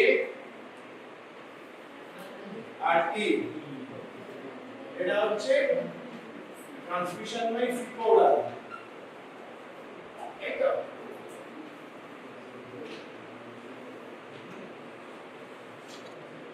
ফিকোরাল রুট আর বিসিডি এদের রুট কি প্যারেন্টাল বা ব্লাড বন্ড। ওকে, এই তিনটে হচ্ছে প্যারেন্টাল বা ব্লাড বন্ড। তাহলে তোদের কোশ্চেন যেটা আসে থিওরিতে সেটা হচ্ছে ভাইটাল মার্কারস গুলো লিখতে বলে, আর ওদের অ্যাপিয়ারেন্স এন্ড ডিসঅ্যাপিয়ারেন্সটা বলে। সেটা খুব কঠিন একটা জিনিস, সেটা বই পড়বি, হ্যাঁ, সেটা তোদেরকে কোশ্চেন আসে, আগে বড় কোশ্চেন এসেছিল, মানে কোনটা কখন অ্যাপিয়ার হয় কোনটা কখন ডিসঅ্যাপিয়ার হয়, এটা খুব ইম্পর্টেন্ট পেশেন্টের স্ট্যাটাস অফ ইনফেক্টিভিটি জানার জন্য, পেশেন্ট অ্যাকিউট ক্যারিয়ার কিনা অ্যাকিউট ইনফেক্টেড না ক্রনিক পেশেন্ট না ক্যারিয়ার সেটা জানার জন্য, ঠিক আছে? তাহলে মেন যেটা বস হেপাটাইটিস বি ভাইরাস এইচবিভি, ঠিক আছে, তার তিনটে হচ্ছে অ্যান্টিজেন থাকে, কি কি? ওয়ান এস ই, তারপরে না সি, ঠিক আছে? তাহলে এস ফর অস্ট্রেলিয়ান ডিএন, নাম কি? সারফেস, তাই তো? আমি বলছি বলে দিস তো, surface antigen. E for envelope, আর সি ফর কোর। ওকে, তাহলে এই তিনটে এনজাইম থাকে, সারফেস অ্যান্টিজেন, এনভেলপ অ্যান্টিজেন আর কোর অ্যান্টিজেন। অ্যাকিউট ইনফেকশন যদি হয়, পেশেন্টের যদি ইনফেক্টিভিটি থাকে, তাহলে সি অ্যান্টিজেন পাওয়া যায় বডিতে, মানে সিরামে। তাহলে এটা সি হচ্ছে ইনফেক্টিভিটি স্ট্যাটাস, ঠিক আছে? আবার এই অ্যান্টিজেন গুলো আমরা ব্লাডে অ্যান্টিজেনও দেখতে পারি, আবার অ্যান্টিজেনের এগেইনস্টে কারা ফর্ম হয়? অ্যান্টিবডি ফর্ম হয়, আমরা অ্যান্টিবডিও দেখতে পারি, ঠিক আছে? দুভাবেই দেখা যায়। অ্যান্টিবডি গুলো আবার কি রকম টাইপের হয় বল? একটা শর্ট লিভ, একটা লং লিভ। আইজিজি যেটা অ্যাকিউট ইনফেকশন ডিনোট করে, যেটা ইনফেকশনের কিছুদিন বাদে তৈরি হয়, সেটা কি? আইজিএম, তাই তো? ইনফেকশনের পরেই তো এটা চলে আসে এই অ্যান্টিবডি, মানে এটা হচ্ছে আর্লি রেসপন্স অ্যান্টিবডি আইজিএম, তাই তো? আর long response IgG. Very good. তাহলে আইজিএম আর আইজিজি এই সবগুলো অ্যান্টিজেনের এগেইনস্ট হতে পারে। IgG and IgG against surface antigen, IgG and IgM against envelope antigen, IgG and IgM against core antigen, ঠিক আছে? তাহলে এদের সবগুলো পেশেন্টের একসাথে থাকতে পারে, এদের কোনো একটা দুটো থাকতে পারে, বাকিগুলো আস্তে আস্তে টাইটার কমতে পারে, ইনডিস্টিংক্ট হিসেবে হয়ে যেতে পারে। ওইটা তোদের কোশ্চেনের সাথে মনে পড়বি যে কোন সময় অ্যান্টিবডি ফার্স্ট অ্যান্টিবডি অ্যাপিয়ার করে, কে লাস্টে ডিসঅ্যাপিয়ার করে, এইগুলো তোদের থিওরি আছে, ঠিক আছে? তাহলে হলো, বোঝা গেল? Thank you. Normal saline mount and another is iodine mount. Blue also iodine. So normal saline, as the class has already been taken, tell me which ovas or which egg which are bind stem and which are not bind stem. Two things you must know: which ova floats in saturated salt solution, you should remember the name, and which are bind stem. Which ova floats in the saturated solution of normal saline, sodium chloride, saturated salt solution. This would be the first question in any stool if you get in practical. So floats in saturated salt solution, there is a mnemonic. Fateh floats, F-A-T-E-H. Fateh floats. F for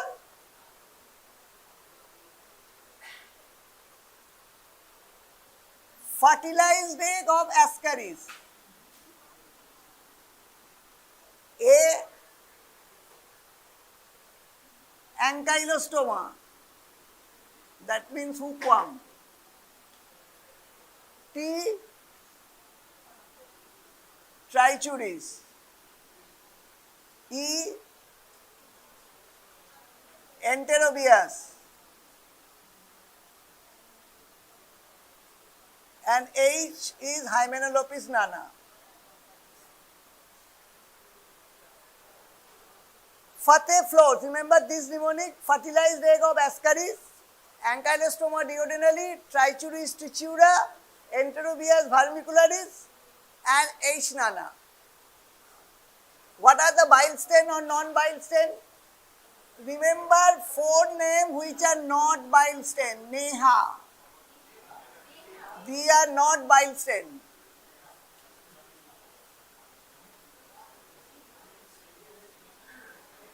This is the mnemonic: Nicator americanus, Enterobius, H. nana, and Ankylostoma. That means hookworm eggs are not bile stain. Enterobius vermicularis, that is also not bile stain. So all others are bile stain. Remember these two mnemonic, this will be required. Fateh floats, that means fertilized egg of ascaris floats in the saturated salt solution. Ankylostoma, that is hookworm, also floats in saturated salt solution. Trichuris trichiura floats in the saturated salt solution. Enterobius vermicularis also floats in the saturated salt solution, and Hymenolopis nana. And what are the other? Neha is Nicator, Enterobius, H. nana, and Ankylostoma. Now, if you don't get over in the first iodine mount or normal saline mount, what will you do? Tell me something about the concentration method of the stool. What concentration method is usually used?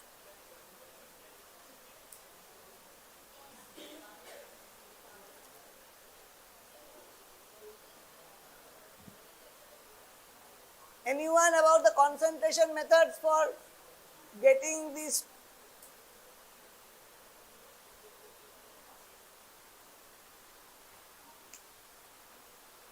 Some are flotation method. At least all remember which is commonly done, FEA method of concentration method.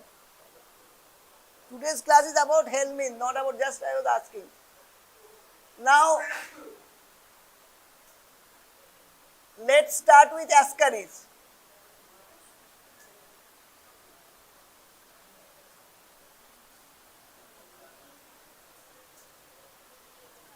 Ascaris in specimen, what you need to know? Identify the specimen, what is the length, you have to differentiate male, female. These are the 2 main points you need to identify in ascaris. Now tell me, what would be the length for ascaris? Longer, how much? If you only female is given, how will you compare the female is longer? It is usually 40 to 50 centimeter, or female is 60 to 75 centimeter. But female is longer, and it is also 3 to 4 millimeter in diameter.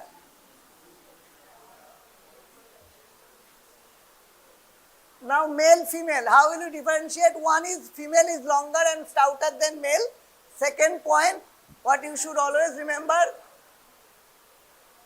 anyone?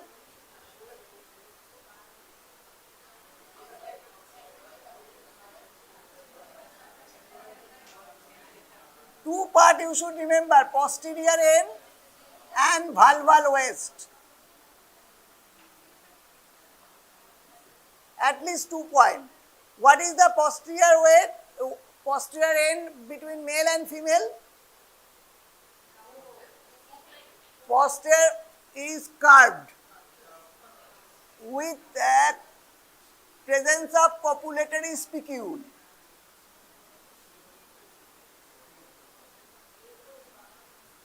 So the curved posterior end of the male with copulatory spicule, it is not curved in female. Vulval waist. Vulval waist usually is present in female, but where is the position? Position of vulval waist. Between anterior 1/3 and middle 1/3. So it is between the anterior third and middle third, the presence of vulval waist. So ascaris length is around this 40 to 50, this is the male and this is female, and there is a posterior end is curved or hook like, and it contains copulatory spicules. Acha, you come one by one and see this. তোমরা এসে দেখে নাও. This is the female. Don't touch, just see the vulval waist is there. এখানটা মাঝখানে there is a fertilized egg, unfertilized egg.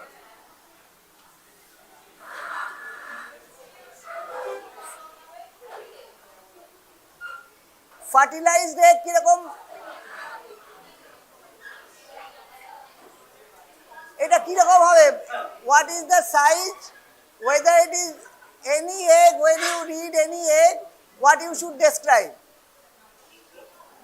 Any egg, how will you describe the egg or how will you draw? Fertilized egg of ascaris is commonly found. So fertilized egg,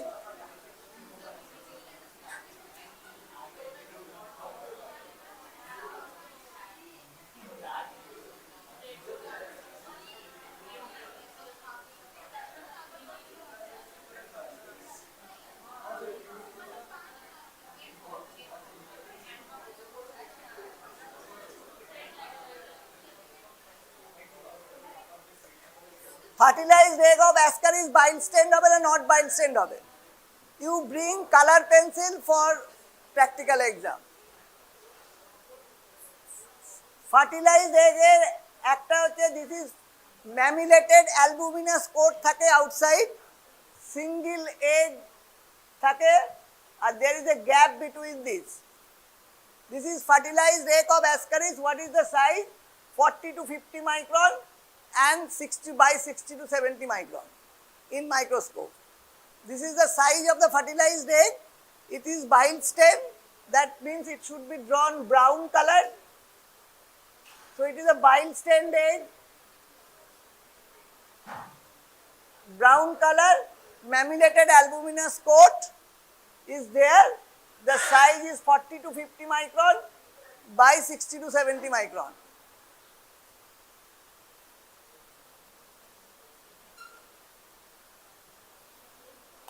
আচ্ছা, ছবি আছে বইতে, you should try to draw.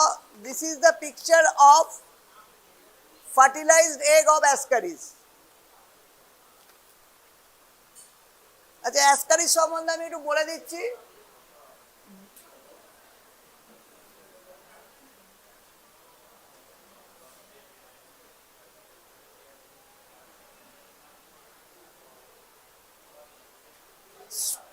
These are the part of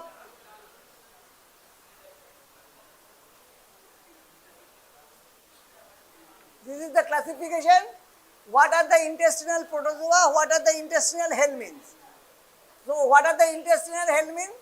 Ascaris, Hookworm, Ankylostoma, Nicetat americanus, Strongyloides, Trichuris trichuda, Enterobius, Tinea saginata, Tinea solium, Diphyllobothrium latum, Hymenolopis nana, Fasciolopsis busky, and so today we are talking about ascaris first. Now Giardia will protozoa already cover.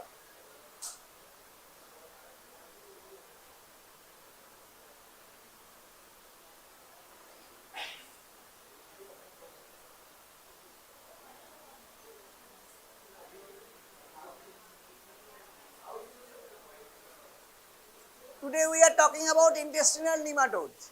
So what is the difference between cystode and nematode? Cystode and nematode, what is the difference? Cystodes are platyhelminthes. That means they are flat like tapeworm. That is, cystodes are tapeworm and they are hermaphrodite, male and female in the same body. So they are hermaphrodite, but nematode sexes are different. Male and female are different, and nematodes are mainly all around worms. Size may be from 5 millimeter to longest, which is longest nematode. So this question is asked, which nematodes in small intestine and which inhabit in the large intestine. So the large intestine, there is only 2 nematodes, that is Trichuris trichiura and Enterobius vermiculidis. So all are mainly small intestine, Ascaris lumbricoides, Nicator americanus, Ankylostoma duodenale and Strongyloid species.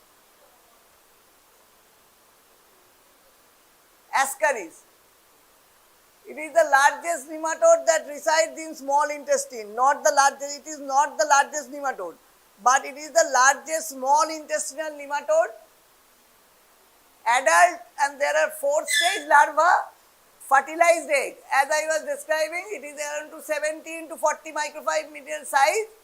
It is surrounded by a thick mammillus, that is mammillary coat, that is of albuminous coat.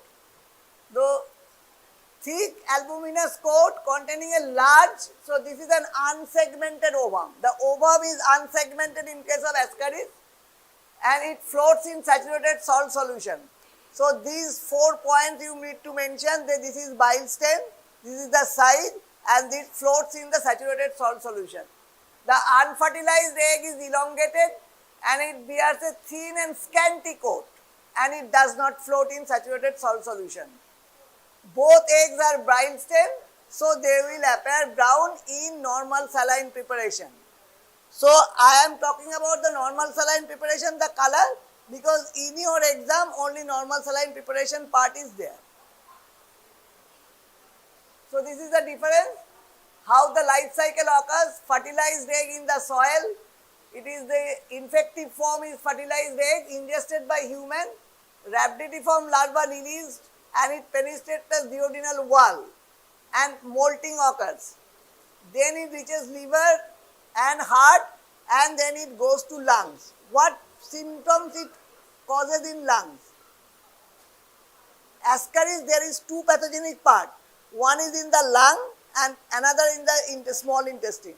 So what it causes? It is usually short note comes, eosinophilic pneumonia or low-flush pneumonia. Ascaris causes low-flush pneumonia or eosinophilic pneumonia when it passes the lung. So when it reaches the liver, right heart, then goes into the alveoli and respiratory system, they causes the low-flush pneumonia. Then pass from the respiratory system, it to be coughed out and again swallowed by us, then it goes to the intestine. Male and female mature producing eggs. So which is the definitive host? Is there any intermediate host here? So man is the definitive host, there is no intermediate host required in Ascaris. This is the difference between the things. Posterior end is blunt. Most cases are asymptomatic. In children, malnutrition and growth retardation can occur. Pain abdomen, intestinal obstruction. It can also involve the biliary tract causing biliary colic and cholangitis. Low-flush syndrome. Write this is the migration of larva through lung. Usually 10 to 12 days of ingestion of egg can result in an irritating non-productive cough. So it is one type of atypical pneumonia. There will not be very mild fever with eosinophilia. Hookworm I will come later. So ascaris pon next is hookworm. Hookworm, what it causes, how the patient will come.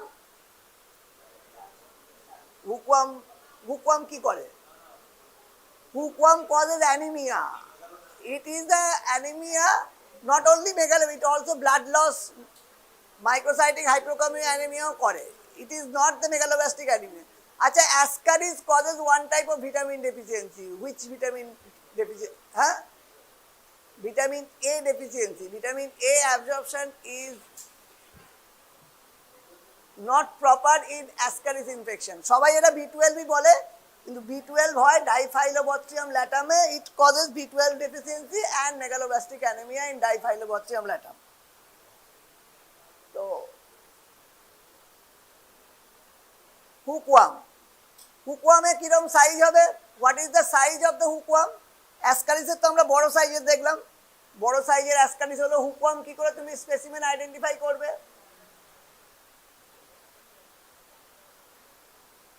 হুকওয়ার্মের there is also a difference in the male and female. Remember, this is around 8 millimeter, female is around 12 millimeter.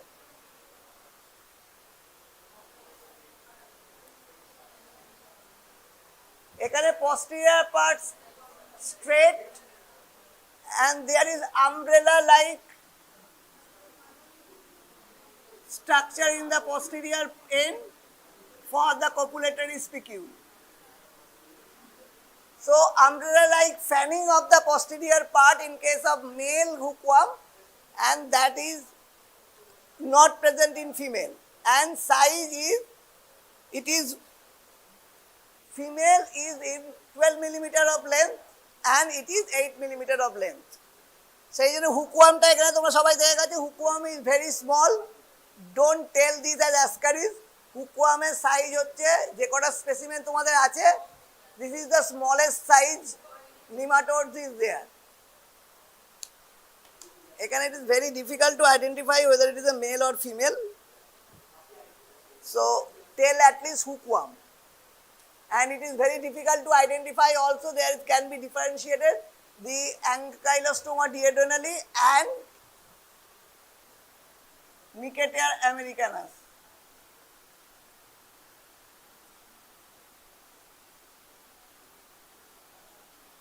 একটা জিনিস মনে রাখতে হবে, এর হচ্ছে there is a যে posterior ray গুলো আছে, rays are bifurcated at the final end, but in Niceter americanus this is single ray.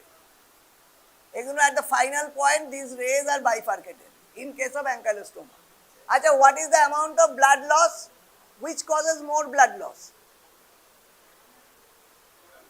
It causes 0.2 ml of blood loss daily, it causes 0.03 ml of blood loss daily. So ankylostoma duodenale causes more blood loss than Niceter americanus. Now what would be the life cycle? Ascaris আমাদের কোন root দিয়ে ঢোকে? Ascaris fecoral route. What is the route for hookworm? How it enters our body? Bare feet means it's subcutaneous. It is through the skin, it penetrates skin and it is there. So it requires only a single host. Hookworm eggs are excreted by the infected person. L3 larva, which is the infective form. Either you tell it L3 larva or filariform larva. Filariform larva or L3 larva is the infective form of hookworm. L3 larva enters humans by penetrating the skin. Then it gets infected while walking barefoot in the fields. Majority are asymptomatic. Then how it goes? Life cycle. The life cycle. So it goes through it enters the body through skin penetration. Then it goes through the different lymphatic capillaries. From lymphatic capillaries it goes to the right heart, and from right heart it again goes to the lungs. So from lungs, it's again swallowed by us and then goes cause the intestinal infection. Here also there is an life cycle through lungs. So it goes large, grow in small intestine, larva passes to different system and reach the small intestine. So again from skin, lymphatic capillary, right heart venous system to right heart to the alveoli, and from the alveoli it reaches the esophagus, we swallow and again come back to intestine, and there the disease process occurs. Now what would be the symptom? A maculopapular rash, itching. What it is called? It causes a dermatitis at the local site where it penetrated. So a maculopapular rash, an allergic symptom. What can cause? It can cause nausea, abdominal pain, and eosinophilia and elevated IgE. And anemia occurs. Now how the egg will look like? Hookworm egg. Hookworm egg কিরকম হবে? প্রথমে বলো whether it is a bile stain or non-bile stain. Hookworm egg কিন্তু are fertilized, unfertilized, there is no such difference. So only one egg. এটা প্রথমে first you have to say whether it is a bile stain or non-bile stain. It is a non-bile stain ova. Neha means Necator is also non-bile stain, and A is ankylostoma or non-bile stain. So hookworm is non-bile stain ova. Then Ascaris egg is unsegmented. That means a single ovum is there. But here it is segmented. It is segmented into 4 to 8 segments. 4 to 8 segments are there in case of hookworm egg. And this is non-bile stain. So hookworm egg ki holo non-bile stain and segmented over, size exact amar mone nei, it is around 50 micron hi hobe. Check it in the book. The size of the hookworm egg is similar to Ascaris. So eta hoye gelo non-bile stain. Ar ki treatment? Treatment is albendazole. Trichuris trichura.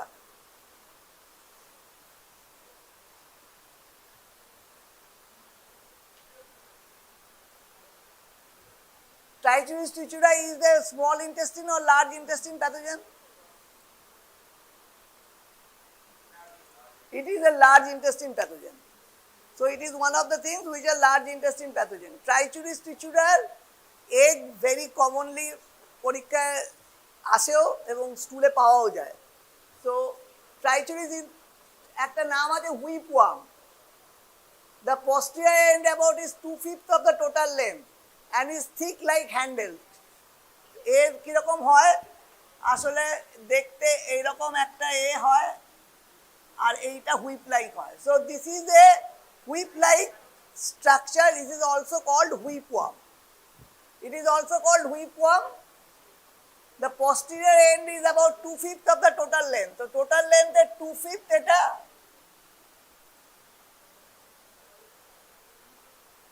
এইটা anterior end is thin and slender. তো এতটা বড় হবে না।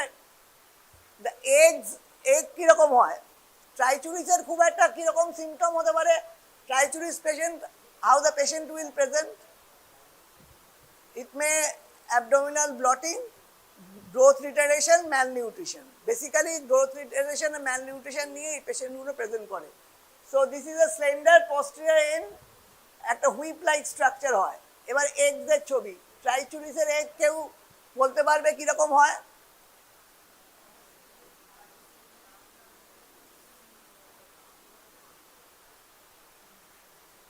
It is bile stain or non-bile stain. So it is bile stain. So that it will be brown colored. Bile stain, so brown in color.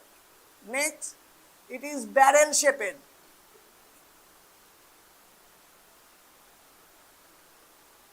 দুদিকে দুটো থাকে, both side there are mucus plugs. So 3 points you have to mention. One is it is brown color and it is a bile stain. It is barrel shaped, barrel shaped, and it as mucus plug on both sides. What is the size? It is 55 into 25 micron. So bipolar mucus plug, picture would be like this. This is a picture of Trichuris trichura egg. So this is a bile-stained egg, mucus plug. Try to draw like this. I will send you a book, someone give your number, K.D. Chatterjee's Parasitology. Just read the last 5 or 7 pages.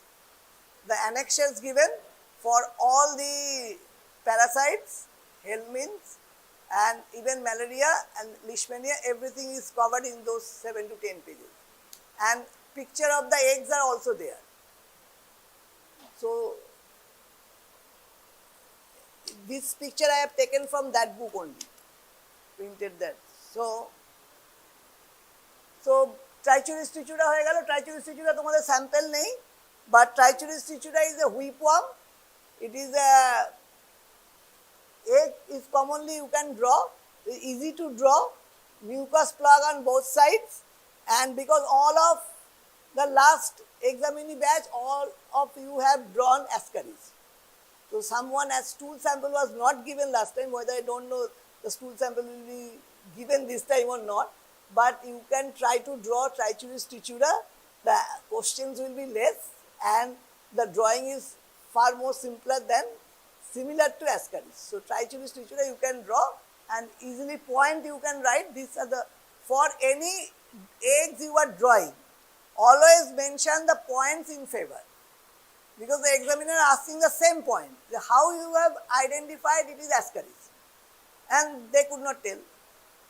That means someone has told, you draw ascaris, they have drawn, and went to examiner, when they have seen the copies and asked what is the egg, they told ascaris, how you have identified, they told nothing. So this should be that, always remember, at least you know 2 eggs, fertilized egg of ascaris totally, and the Trichuris trichura. Because the hookworm is rarely students draw if you don't get it, and that is also non-bile stain. So here it is, the size is 55 into 25 micron and bile stain, barrel shaped, mucus plug on the both sides.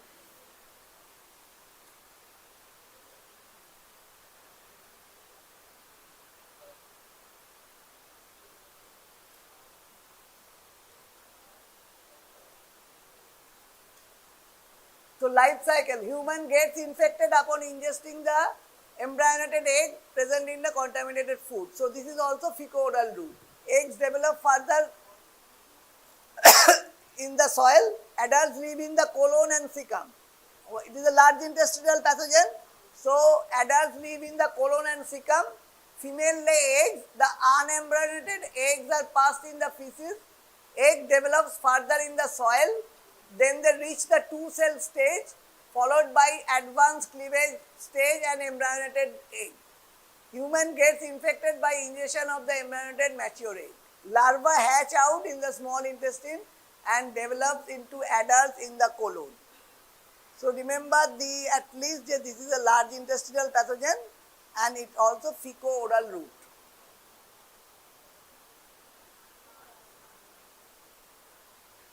Majority infections are asymptomatic, vague abdominal pain, anorexia, flatulence, dysentery syndrome may occur, abdominal cramps, tenesmus, complication, recurrent rectal prolapse.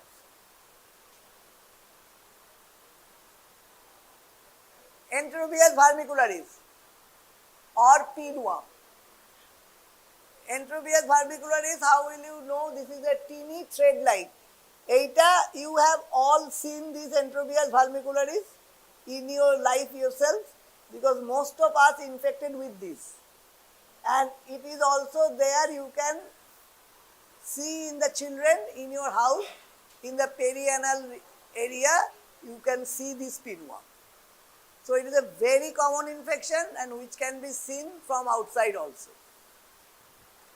এমন বাচ্চা খুব কম আছে যাদের pinworm infection হয়নি, সুতরাং সাধারণত all of you must have seen this pinworm, whether that time you have identified it or not.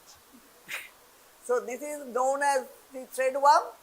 Teeny thread-like whitish worm resides in the large intestine. So this is the second helminth which resides in the large intestine. One is trichuris and one is Enterobius vermicularis. They are in the large intestine. Now the eggs, how it looks.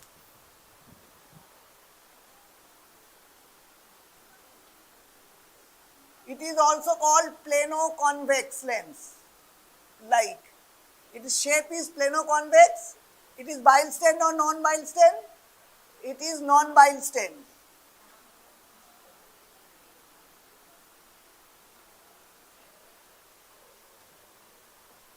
Typically plano-convex, colorless.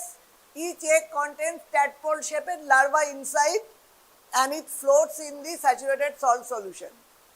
Fateh floats, E for Enterobius. So it floats in the saturated salt solution. Human gets the infection by self-inoculation through exposure to eggs. Eggs are deposited in the perianal fold.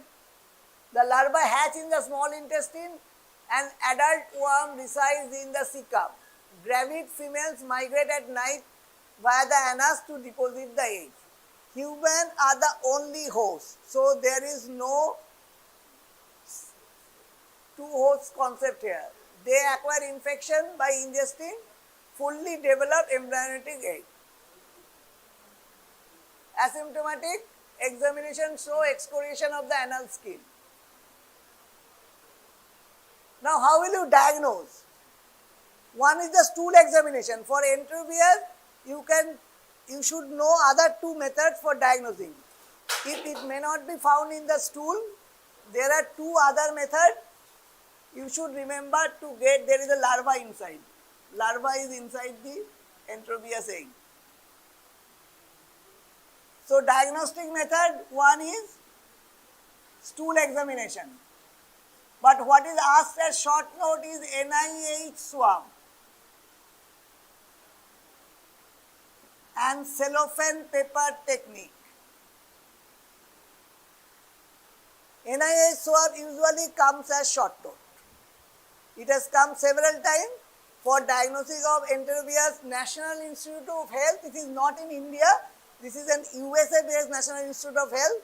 They have devised a swab like this, a tube with a swab inside that can be taken for the perianal or anal specimen to get the diagnosis of Enterobius vermicularis. So this is a swab, a tube, and this is used for NIH swab for diagnosing of Enterobius vermicularis. It was designed for diagnosis of Enterobius vermicularis.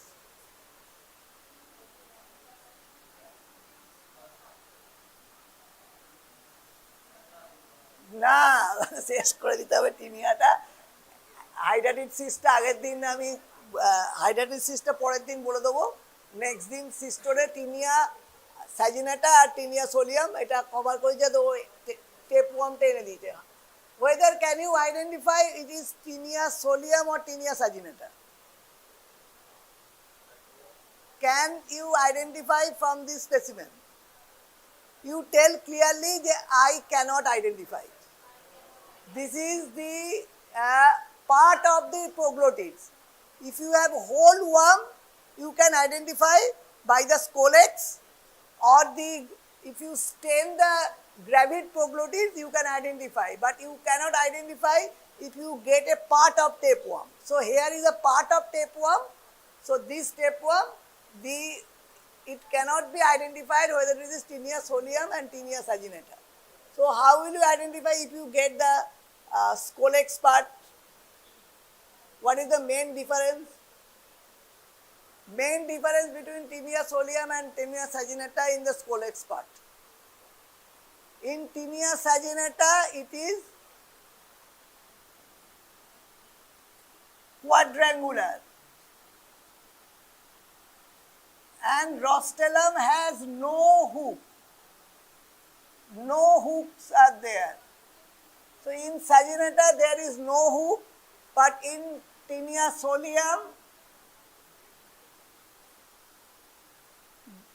It is globulous collex and it has hooks. আর কি difference আছে? Which is the bigger worm? Saginata is the bigger worm. সুতরাং so let's go with Tinea saginata. So this is the difference between, if you get the scolex, that is different, hook is there. Can you differentiate the egg of Tinea and saginata and Tinea solium by only saline wound? Can you differentiate whether this egg is of Tinea solium or Tinea saginata? Or egg কিরকম দেখতে হয়? সাইডে একটা embryo four থাকে and there is hooklets থাকে. 3 pairs of hooklets থাকে both in Tinea solium and Tinea saginata. But if in normal saline preparation you cannot differentiate whether it is the egg of Tinea solium or whether or Tinea saginata, so you mention it is the egg of Tinea. If you want to draw Tinea, so Tinea egg you cannot differentiate, but can you differentiate in other tests? The eggs between Tinea solium and saginata, can you differentiate?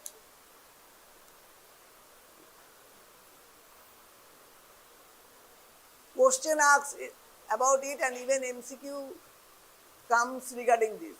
The Tinea saginata egg is acid fast. They are acid fast. Saginata eggs are acid fast, solium eggs are not acid fast. So Tinea saginata is also called beef tapeworm. It causes intestinal teniasis. Infection is acquired by ingestion of the beef containing the encysted larva. Human acts as a definitive host and cattle as intermediate host. Solium causes intestinal as well as, now which is more dangerous to us according to pathogenesis? Tinea solium or Tinea saginata, which is more dangerous to us? Solium is more dangerous. Why?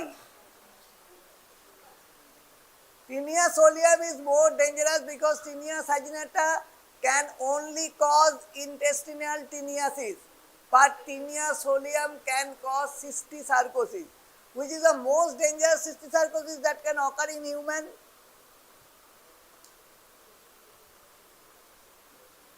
Neurocystosarcosis. Neurocystosarcosis can occur with Tinea solium. That neurocystosarcosis never occurs with Tinea saginata. So Tinea solium, this is usually the first question some examiner asks. This is the first question, which is more dangerous to human as a pathogenesis cause. Tinea solium is more dangerous because it can cause the cystosarcosis also other than intestinal teniasis. So here is the point. It causes intestinal as well as cystosarcosis in human acquired by eating undercooked pork. Intermediate host are pigs. Human act as both intermediate and definitive host. When it acts as an intermediate host, when cystosarcosis is occurring, it is as a intermediate host. And how we acquire the infection? In both cases, how we acquire from the cattle or beef, how we acquire the infections? As intermediate host, the cystosarci are there in their muscle, and we eat when undercooked or uncooked meat, we get the infection. So in Tinea solium, human is both an intermediate host and definitive host. When definitive host, it causes intestinal teniasis. When it is intermediate host, it can cause cystosarcosis. Now this is the difference between Tinea solium and Tinea saginata. Cystosarcosis, intermediate host is cattle. Larva in the undercooked beef in saginata, intestinal teniasis. What is the length? You have told rightly. Tinea saginata is 5 to 6 meters in length and Tinea solium is 2 to 4 meters in length. There is 4 suckers, no rostrum, no hooklets. In Tinea saginata, there is no hooklets. There is sucker but no hooklet. 4 sucker, rostrum with 2 rows of 25 to 30 hooklets in case of Tinea solium. This is the identifying point. Even if the tinea is there in your specimen, it can be asked. How will you identify tinea solium and saginata? Though you cannot identify from the specimen, but if the whole worm is there, how can you identify? Because 2 to 4 meters, this is not the size 2 to 4 meters, this is only a part of the worm is given. So that's why we cannot identify. Number of proglottids per worm. In tinea solium, the proglottids number is less than 1000. You remember this table, this is usually asked. The whole table is asked in the viva table if you get the specimen of tinea. So, number of proglottids less than 1000. In case of tinea saginata, it is 1000 to 2000. Number of eggs is 80,000 to 40,000 in case of solium. Eggs are acid fast in case of saginata, but non-acid fast in case of tinea solium. Now, cystosarcosis, there is name. What is the cystosarcus of tinea saginata is called? In tinea saginata, cystosarcus bovis is called, and in case of tinea solium, it is cystosarcus cellulosi. Cystosarcus cellulosi and cystosarcus bovis, these are the two different. Beef tapeworm and these are the other names. Resides in the small intestine. Colex or the worm contains fluid already I have mentioned. Now the egg. Egg is 30 to 40 micrometer in diameter. Acid fast in case of saginata. Double walled enclosing an embryo with 6 hooklets. 6 hooklets you remember. Life cycle. Undercooked meat, ingesting the larva in the muscle of the animal, and the larva are released in the small intestine. They attach to the intestinal mucosa. Larva develop into adults.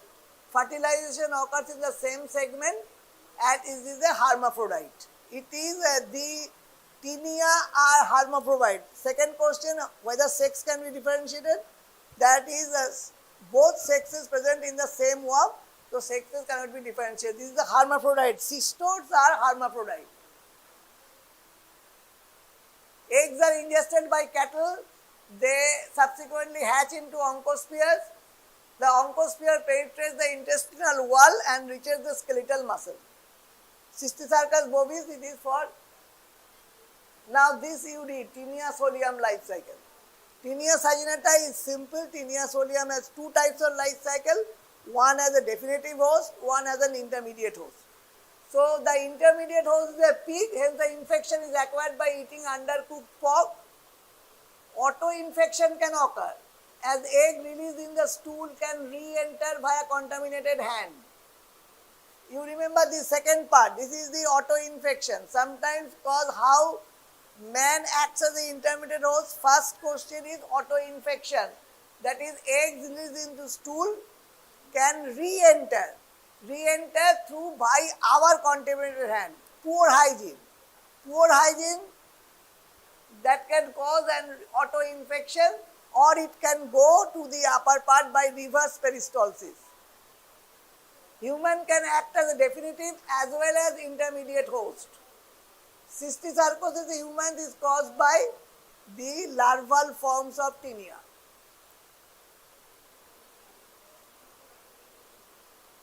কোথায় কোথায় cystosarcosis হতে পারে?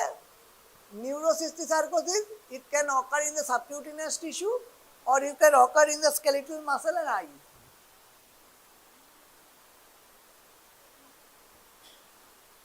So, egg, proglottid, saginata and solium. What is the clinical feature? Clinical feature already I have described. Mostly asymptomatic, vague abdominal discomfort. Patient may pass proglottis in his feces.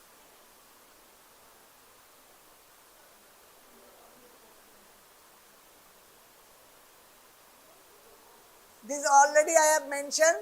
The eggs of tinea solium and saginata are similar in normal saline mount, but only tinea saginata eggs are acid fast. They are bile stem and they float in saturated salt solution. Antigen detection by ELISA. Now, how will you diagnose neurocysticercosis? Do you have any idea how will you diagnose neurocysticercosis?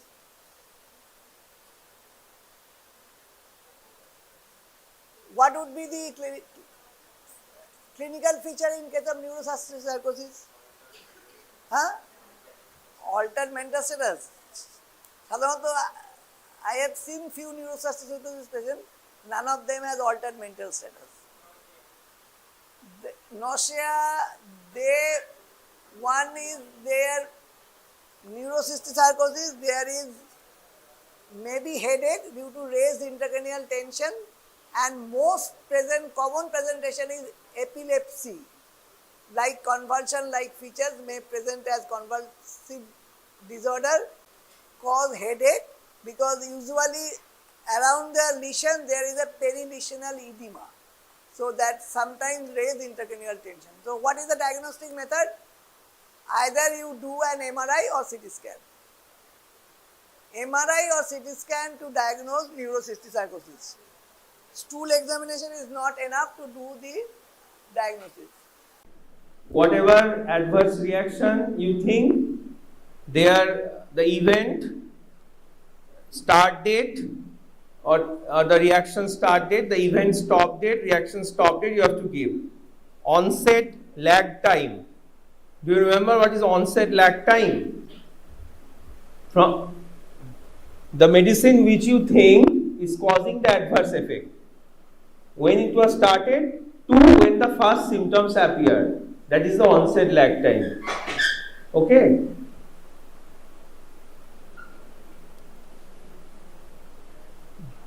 Suspected medication, C, suspected medication, then action taken, whether drug was withdrawn, dose decreased, dose reduced, dose not changed. If nothing is done among them, then you have to tick in not applicable. Reaction appeared after reintroduction. If the drug after stopping, তাহলে print out করতে গেছে মনে হয়, ঠিক আছে। If the drug after stopping the reaction has reappeared, reaction has disappeared, and again after giving the drug, if reaction has reappeared, yes or no, নিয়ে আয়।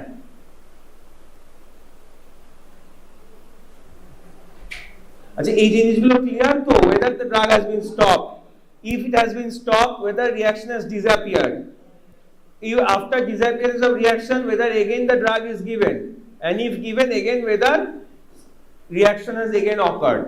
That is called re-challenge. Once you remove the drug, that is called de-challenge, and you again give the drug, suspected drug, it is called re-challenge. And if after re-challenge the same reaction occurs, then you can be quite sure that the adverse reaction is due to that drug. That is the importance of re-challenge. Causality assessment তোদের করতে হবে না. There is a thing called causality assessment.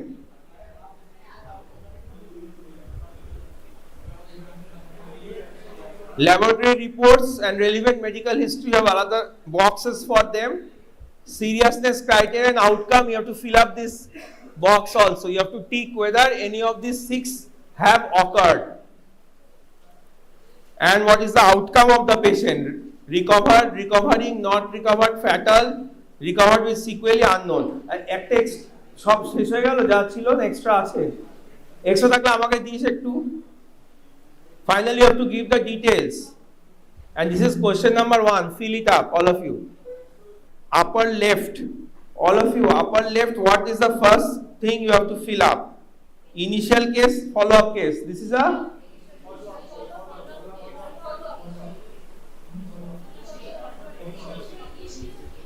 an initial case. Follow-up case,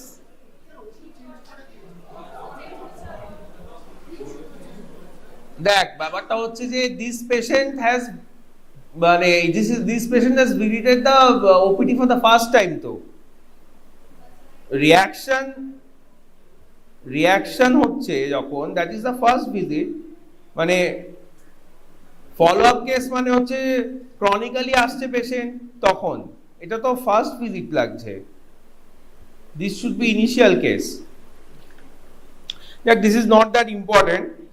coming to A, Sucharita ball patient initials কি লিখবি? IRC। তারপর কি বলবি বল, তারপরে কি আছে? Age 70 years, gender female, weight তো দেওয়া নেই, weight is not given. Now সুচরিতাই বল event reaction start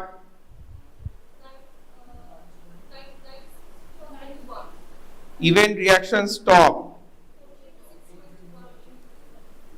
event reaction start 962021 আর stop 14, ঠিক আছে? ওকে, a known patient of asthma, তাই তো? a known patient of asthma and hypertension, ঠিক আছে? বা একটু ভালো করে বলতে পারি 70-year-old female patient of asthma and hypertension was prescribed clavum for LRTI, ঠিক আছে? চাইলে বলতে পারিস she was also on amlodipine and seroflow, বলতে পারিস, নাও বলতে পারিস, but we have to first say that a known patient of asthma and hypertension was diagnosed as LRTI and advised clavum. Patient experienced, তারপরে বলবি patient experienced itching of the whole body after taking 2 doses of clavum and was advised to stop the medicine immediately, ঠিক আছে? এইটুকু বললে reaction description হয়।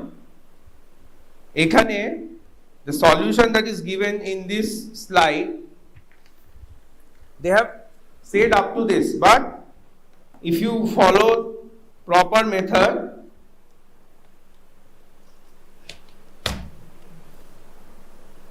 they have described only up to this itching, but see it is clearly written describe event reaction with treatment details if any. You have also given some treatment here, right? So you should not finish or stop here. You should also mention that the patient was given that clavum was stopped, cefixime was started instead of clavum, and Allegra was given. That's, go to the question, you will find these details. Clavum was stopped and Allegra was given. Clear? You are also giving the description of the treatment. বুঝতে পারছিস তোরা? শুধু রিঅ্যাকশনটা describe করে ছেড়ে দিবি না, কারণ বলা আছে the treatment details. Corrective treatment যদি কিছু দেওয়া হয়, also write that. তাহলে এক্ষেত্রে what is the corrective treatment? That drug is stopped, an alternative drug for that diagnosis of LRTI is given, and to relieve the itching or the reaction, another tablet is given, Allegra. It is an antihistaminic, fexofenadine. It is given to reduce the drug reaction of itching. So you should also write that. And finally, the problem stopped on 14/6/2021. You can write up to that. All right? So you are describing the reaction and the treatment that has been undertaken to take care of that reaction. আচ্ছা, বল তোরা কি বলবি?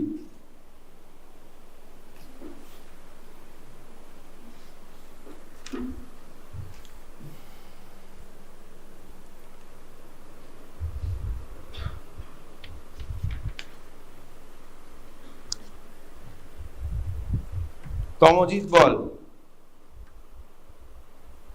C তে যা, section C কি করেছিস বল? Suspected medication, name ব্র্যাকেটে আছে ব্র্যান্ড অর জেনেরিক, কি লিখেছিস? ক্ল্যাভাম। ক্ল্যাভাম ইজ অ্যাকচুয়ালি ব্র্যান্ড। জেনেরিক দেওয়া নেই না, লিখলি না, এক্সট্রা ইনফরমেশন কেউ চাইছে না, অ্যাভেলেবেল ইনফরমেশন থেকে ফিল আপ করবি। তাহলে কি হলো? কি লিখলি? ক্ল্যাভাম, ট্যাবলেট ক্ল্যাভাম, ঠিক আছে? ম্যানুফ্যাকচারার ডিটেলস কিছু দেওয়া আছে কোয়েশ্চেনে? নেই। ব্যাচ নাম্বার দেওয়া আছে? নেই। এক্সপায়ারি ডেট নেই।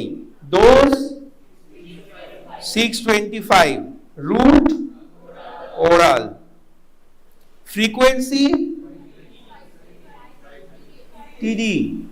টিডি লিখিস। ওরা কোয়েশ্চেনে কি বলেছিল? টিডি বলেছিল, থ্রাইস ডেইলি বলেছিল। ঠিক আছে, ফ্রিকোয়েন্সি লিখতে গেলে অ্যাকচুয়ালি ওইভাবেই লিখতে হয়, ওডি বিডি টিডি। ঠিক আছে, টিডি লিখবি। Therapy dates 9/6/2021 and 9 date started. Therapy dates. Date started 9/6/2021. Date stop সেই দিনই বন্ধ করা হয়েছে।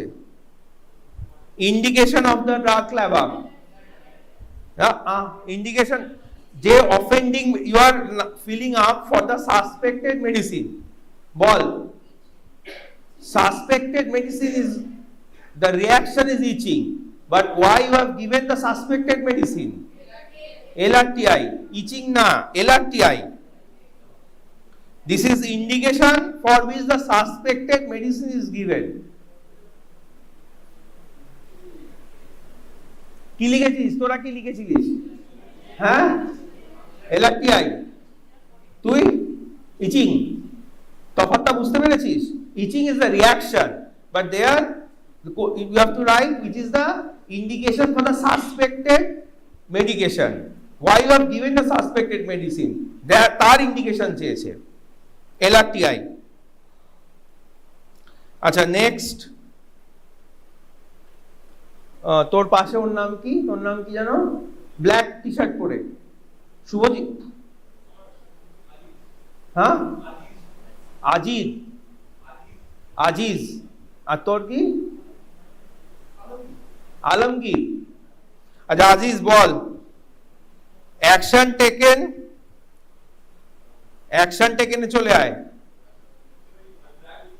Drug withdrawn. ডোজ ইনক্রিজ কি করা হয়েছে? কিচ্ছু করা হয়নি। ডোজ রিডিউস করা হয়েছে আজিজ? Dose not changed. কিছু এটাকে কিছু করবি? ডোজ নট চেঞ্জ করবি না, উইথড্র হয়ে গেছে, ডোজের কোনো ব্যাপারই নেই। নট অ্যাপ্লিকেবলও করবি না, আননোনও করবি না, তুই একদম পরিষ্কার, you have withdrawn the drug, right? Okay, আজিজি বল, concomitant medical product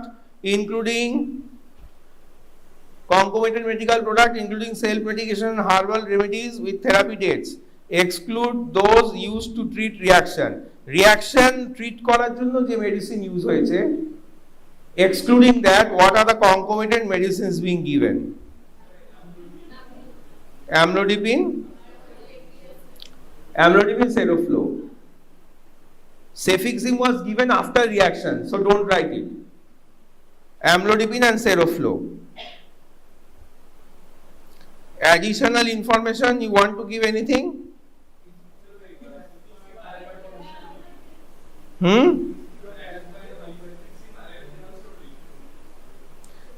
That you have to write it, you can write it only once. Either you write it in describe the event or reaction with treatment details, or you will write in additional information. Actually here I have given, তোর কি মনে আছে, I have given solve this ADR form earlier, পড়েছিলি তো? এইটা তো person to person একটু vary করে, এইটা যেটা প্রিপেয়ার করা ছিল সেটা আমার মতে একটু আলাদা। অ্যাডিশনাল ইনফরমেশনটা না লিখে এটা রিয়াকশন উইথ ট্রিটমেন্টে লেখা উচিত। অ্যাডিশনাল ইনফরমেশন ব্ল্যাঙ্ক রেখে দে, ঠিক আছে? বিকজ একদম পরিষ্কার ওরা বলেছে describe the event or reaction with treatment details if any. So treatment details you are writing there. The event was of itching following clavum and treatment is stopping clavum, instead starting cefixime and giving Allegra. তো ওখানে হয়ে যাবে। Additional information ফাঁকা রেখে দে, ঠিক আছে? তোর দোষ নেই, আগে স্লাইডে এরকম ছিল, but this is a correction, ধরে নে। কনসেপ্ট ক্লিয়ার হচ্ছে তো? ট্রিটমেন্ট ডিটেলস ওখানে লিখে দিবি, reaction with the treatment details for the reaction, হলো?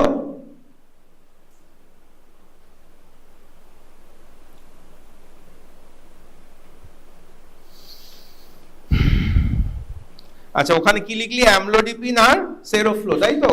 আচ্ছা তাদের ডিটেলস গুলো আলমগীর বল। ডোজ ইউজড, অ্যামলোডিপিন what 2.5 আর Seroflo 250 microgram. Route amlodipine Seroflo inhaler, Seroflo is inhaler, inhalational বলতে পারবি, inhaler. Frequency OD BD. Dose started দেওয়া আছে কোয়েশ্চেনে, সিন্স 2010। ডোজ স্টপ কি লিখবি, নো বা continuing. Indication hypertension, asthma. additional information হয়ে গেল। Come to your chart, upper right, for AMC or NCC use, have you got any information to fill up there? Huh? Oh, পারছে না। Have you got any information? No. Okay, leave it. Not so serious information. Come to point number 12 below in the black box. Point number 12, relevant investigations with dates. Have you got anything from the problem to fill it up? 13, relevant medical or medication history. Any point?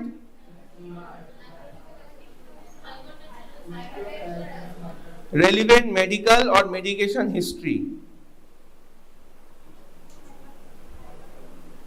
Okay, hypertension and asthma. All right.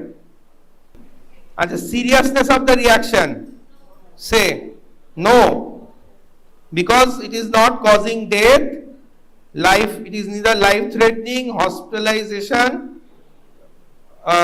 started or prolonged, any congenital anomaly, disability or any other medically important thing. Okay, 12টা কিছু নেই, কোনো investigation নেই তো এখানে, ফাঁকা blank, no investigations done. না, relevant medical or medication history, না medication history এখানে ফিল আপ করেছি, দরকার নেই, শুধু হাইপারটেনশন অ্যাজমা বলে ছেড়ে দে। এক্সেসিভ লেখা হয়ে যাবে, বুঝতে পেরেছিস? লিখলে ভুল হবে না, but already you have written, again you can write that patient is on amlodipine and seroflow for treatment of hypertension and asthma, but excessive হয়ে যাবে, লিখলে ভুল হবে না। হ্যাঁ, কজালিটি অ্যাসেসমেন্ট তোদের করতে হবে না, ঠিক আছে? কজালিটি অ্যাসেসমেন্ট ফাঁকা রেখে দিবি, তোদের কজালিটি অ্যাসেসমেন্ট শেখানো হয়নি, করতে হবে না। আচ্ছা, তারপরে seriousness of the reaction, no. Shifa, what is the outcome? Sure? Okay. Recovered on ডেটও তো দিয়ে দিয়েছে, কবে রিকভার হয়েছে। এ তো ওইটাই ছিল, এখানে বলা আছে the problem was solved, the suspect current case reported by Dr. A to, আচ্ছা ঠিক আছে, হ্যাঁ রিপোর্টার ডিটেইলসে কি লিখলি তাহলে? এ লিখেছিস না, তুই নিজের নাম লিখেছিস না এ লিখেছিস? এটা কিন্তু একটা ক্যাচ পয়েন্ট, আমি নিজে ভুল করছিলাম, ও কারেক্ট করে দিল। তোরা কি লিখেছিস? রিপোর্টার ডিটেইলস এ লিখেছিস, নিজের নাম কারা কারা লিখেছিলি, আর ডক্টর এ কারা কারা লিখেছিলি, তো এইগুলো খেয়াল রাখিস, ঠিক আছে? ওরা বলে দিয়েছে পরিষ্কার, ডক্টর এ, ডক্টর এর আর কোনো ডিটেইলস নেই, অকুপেশন ডক্টর আর একটা signature. Date of this report, date of this report লিখেছিস? ডেট অফ রিপোর্ট লিখেছিস? ডেট অফ রিপোর্ট ঠিক? কে বাড়ি যাবি? এই তো শুরু হলো, সবে তো ক্লাস শুরু হলো, 4টে অবধি ক্লাস।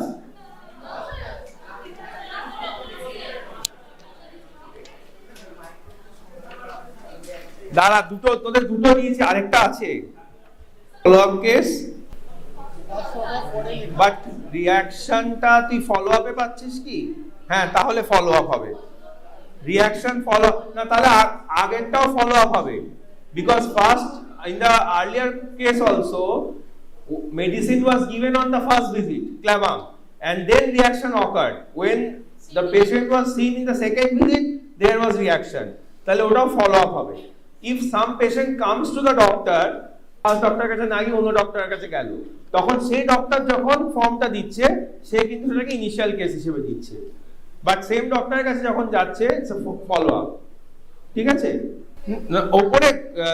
ওপরে ইনিশিয়াল কেস ফলো আপ কেসের মধ্যে ফলো আপে মেরে দিবি। ঠিক, বক্সটা তো তুই ডিটেলসটা এক্সপ্লেন করবি, বক্সটায় গল্পটা জাস্ট লিখে দিবি, ওখানে তোর ফলো আপ ইনিশিয়াল মাথা খাটানোর দরকার নেই, ওটা প্রথমে টিক মার্ক মারার জন্য একদম উপরে,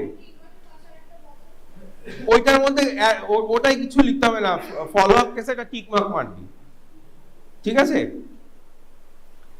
আচ্ছা তাহলে এখানে পেশেন্ট ডিটেলস বল, বাট এই ইনিশিয়াল জায়গাটা যদি ভুল করিস, এটা কিন্তু খুব ইম্পর্টেন্ট জায়গা। কখনো একটা এরিয়ার মনিটরিং ফর্মে, ঠিক আছে, এরিয়ার রিপোর্টিং ফর্মে কখনো পেশেন্টের নাম লেখা যায় না, পেশেন্টের নামের ইনিশিয়াল লিখতে হয়। You should always write the initials of the patient name, like Premlata you should write PL, okay, never the full name. এটা একটা বাজে মিস্টেক, প্রথমেই চোখে পড়বে, মার্কসটা কমে যাবে, বুঝতে পেরেছিস? তারপরে event at the time of age at the time of event দিয়েছে এখানে 48, ঠিক আছে। তারপরে ফিমেল ওয়েট কত দিয়েছে 60, ইভেন্ট রিঅ্যাকশন স্টার্ট ডেট কি বল, 6 কোথায়, 6 না, দেখ আমি বলি দাঁড়া। She was hospitalized and prescribed warfarin and enoxaparin on 6/10. Or the patient has DVT as a disease and the treatment of DVT started on 6. But we are not interested with treatment of DVT. We are interested with the reaction or with the adverse drug reaction that has occurred from the medicines given for DVT. That started from 10 on 4th day. Bracket আছে 10 to 20. Clear? Sure. So it is not 6, 10, not 6. ওষুধগুলো দেওয়া হয়েছে 6 এ, ওর reaction হয়েছে 10 এ, তাহলে start that is 10। তুই বল reaction stop date, হ্যাঁ 13/10/2020, ঠিক আছে। অনসেট ল্যাগ টাইম কিছু very important, onset lag time, দেখ এই সিভিয়ার রিঅ্যাকশন কখনো একদিনে স্টপ হয় না, এখানে কোথাও কিন্তু স্টপ 10 স্টপের কোনো কথা বলা নেই। The medicine was stopped on 10, but reaction দেখ এই কোয়েশ্চেনে patient is recovering, the reaction completely stop তুই এভাবে বলতে পারবি না, এখানে তোকে যে ইমপ্রুভমেন্ট ডেটটাকে স্টপ ডেট নিতে হবে, ঠিক আছে। পেশেন্ট ইজ রিকভারিং, ওই জন্য এক্সাক্ট স্টপ ডেট তুই পাবি না, যে ওখানে ইচিংটা পুরো ডিসঅ্যাপিয়ার করে গেছিল, এখানে তো সেটা হচ্ছে না। ম্যাক্স টু ম্যাক্স তুই যেটা করতে পারিস, একটু তো ইন্ডিভিজুয়াল ডিফারেন্স ওপিনিয়ন হবেই, সেখানে তুই ইভেন্ট রিঅ্যাকশন স্টপ ডেট ব্ল্যাঙ্কও রাখতে পারিস, because it is continuing. You can write 13 or you can even keep it blank, ঠিক আছে। ক্লিয়ার হলো এটা? স্টপ কোনোভাবেই 10 নয়, it's a very severe reaction, how it can stop on 10, the patient is still recovering. Maximum on the follow up day when patient was better, সেই দিনকে তুই করতে পারিস 13, আর otherwise you can keep it blank. তাছাড়া description দিয়ে দিলি পুরো, ঠিক আছে। এই তো তোর নাম কি? তুষার বল সাসপেক্টেড মেডিকেশন কি করেছিস বল। ওয়ারফেরিন, দাঁড়া ব্র্যান্ড জেনেরিকের নিচে ওয়ারফেরিন লিখেছিস তাই তো, আচ্ছা। তারপরে ম্যানুফ্যাকচারার সিপলা, ব্যাচ নাম্বার দিয়েছে X23, এক্সপায়ারি ডেট দিয়েছে, ডোজ কি রে, oral route used, frequency OD, date started আর স্টপ, ইন্ডিকেশন DVT। আচ্ছা, কজালিটি অ্যাসেসমেন্ট করবি না, অ্যাকশন টেকেন, তোর নামটা ভুলে গেলাম, সৌভিক, অ্যাকশন টেকেন বল সৌভিক। ড্রাগ উইথড্রন, আর কিচ্ছু না, শুধু ড্রাগ উইথড্রন। ইনক্সাপারিন এখানে তোর সাসপেক্টেড মেডিকেশন তো নয়, এখানে action taken in terms of suspected medication, কিন্তু বাকি বল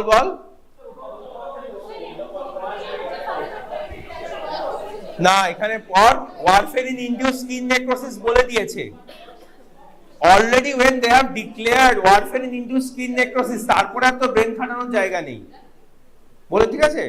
না বললে তুই ব্রেন খাটাতেও পারতিস সাসপেক্টেড মেডিকেশন হিসেবে, বাট এটা ক্লিয়ার থাকতে হবে। এইসব ক্ষেত্রে একটু কিন্তু জেনে নিতে হবে পরীক্ষার হলে যে কোনটা সাসপেক্টেড মেডিকেশন, কারণ তাহলে অনেক ঝামেলায় পড়ে যাবি। ফার্মাকোলজিক্যাল নলেজ ক্লিয়ার থাকতে হবে। এনক্সামাইরিন থেকে এটা হয় না, এটা ওয়ারফেরিনের টিপিক্যাল সাইড এফেক্ট। সুতরাং যদি তোকে মানে এগোতে হয়, তোকে এই ফার্মাকোলজিক্যাল এটা পরীক্ষা দিলে অনেক ক্রসিং হয়ে যাবে আবার এক্সামিনারের চোখে পড়লে। এই এনক্সামাইরিন ওয়ারফেরিন নিয়ে কনফিউশন আছে, এবার তোকে সাইড এফেক্টে ঢুকে যাবে ওয়ারফেরিনের, বুঝতে পেরেছিস? তাই একটু ক্লিয়ার থাকা ভালো, না হলে অসুবিধা নেই। তোর অ্যাপ্রোচ ঠিক থাকলে মার্কস পাবি। যদি ওয়ারফেরিন ইনডিউসড স্কিন নেক্রোসিস না বলতো, যেহেতু এটা একই ধরনের সাইড এফেক্ট হয় এদের, তুই বলতে পারতিস। তবে এনক্সামাইরিনে কিন্তু এই ধরনের সাইড এফেক্ট হয় না, ঠিক আছে? এটা একেবারে ওয়ারফেরিনের সাইড এফেক্ট। আচ্ছা, তাহলে কনকমিটেন্ট মেডিকেশনে এনক্সামাইরিন যাবে, ঠিক আছে? 40 মিলিগ্রাম সাবকাট, বিডি হবে date started 6-10, date stop 10-10, indication DVT. Enoxaparin আবার রিস্টার্ট হয়েছে রিঅ্যাকশন, তো এখানে রিঅ্যাকশন ট্রিট করার জন্য তো কিছু দিসনি। হ্যাঁ, অ্যাডিশনাল ইনফরমেশন লিখতে পারিস।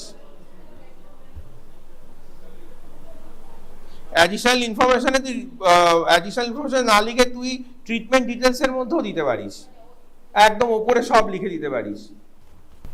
অ্যাকশন টেকেন যেটা আছে রিস্টার্ট হয়েছে কিনা, it is in related to the main medicine. এটা যেহেতু মেইন মেডিসিন নয়, মানে মেইন সাসপেক্টেড মেডিসিন নয়, ওটাকে আর ওখানে লিখতে হবে না, ওটা কনকমিটেন্টে লিখে ছেড়ে দিবি। হ্যাঁ, ওখানে আবার তাহলে ডিটেলস গুলো লিখতে হবে তোকে, 6, 10, 10, 10 লিখতে হবে। এনক্সামাইরিনের সম্বন্ধে ওখানে আবার লিখতে হবে, ঠিক আছে? ক্লিয়ার হয়েছে?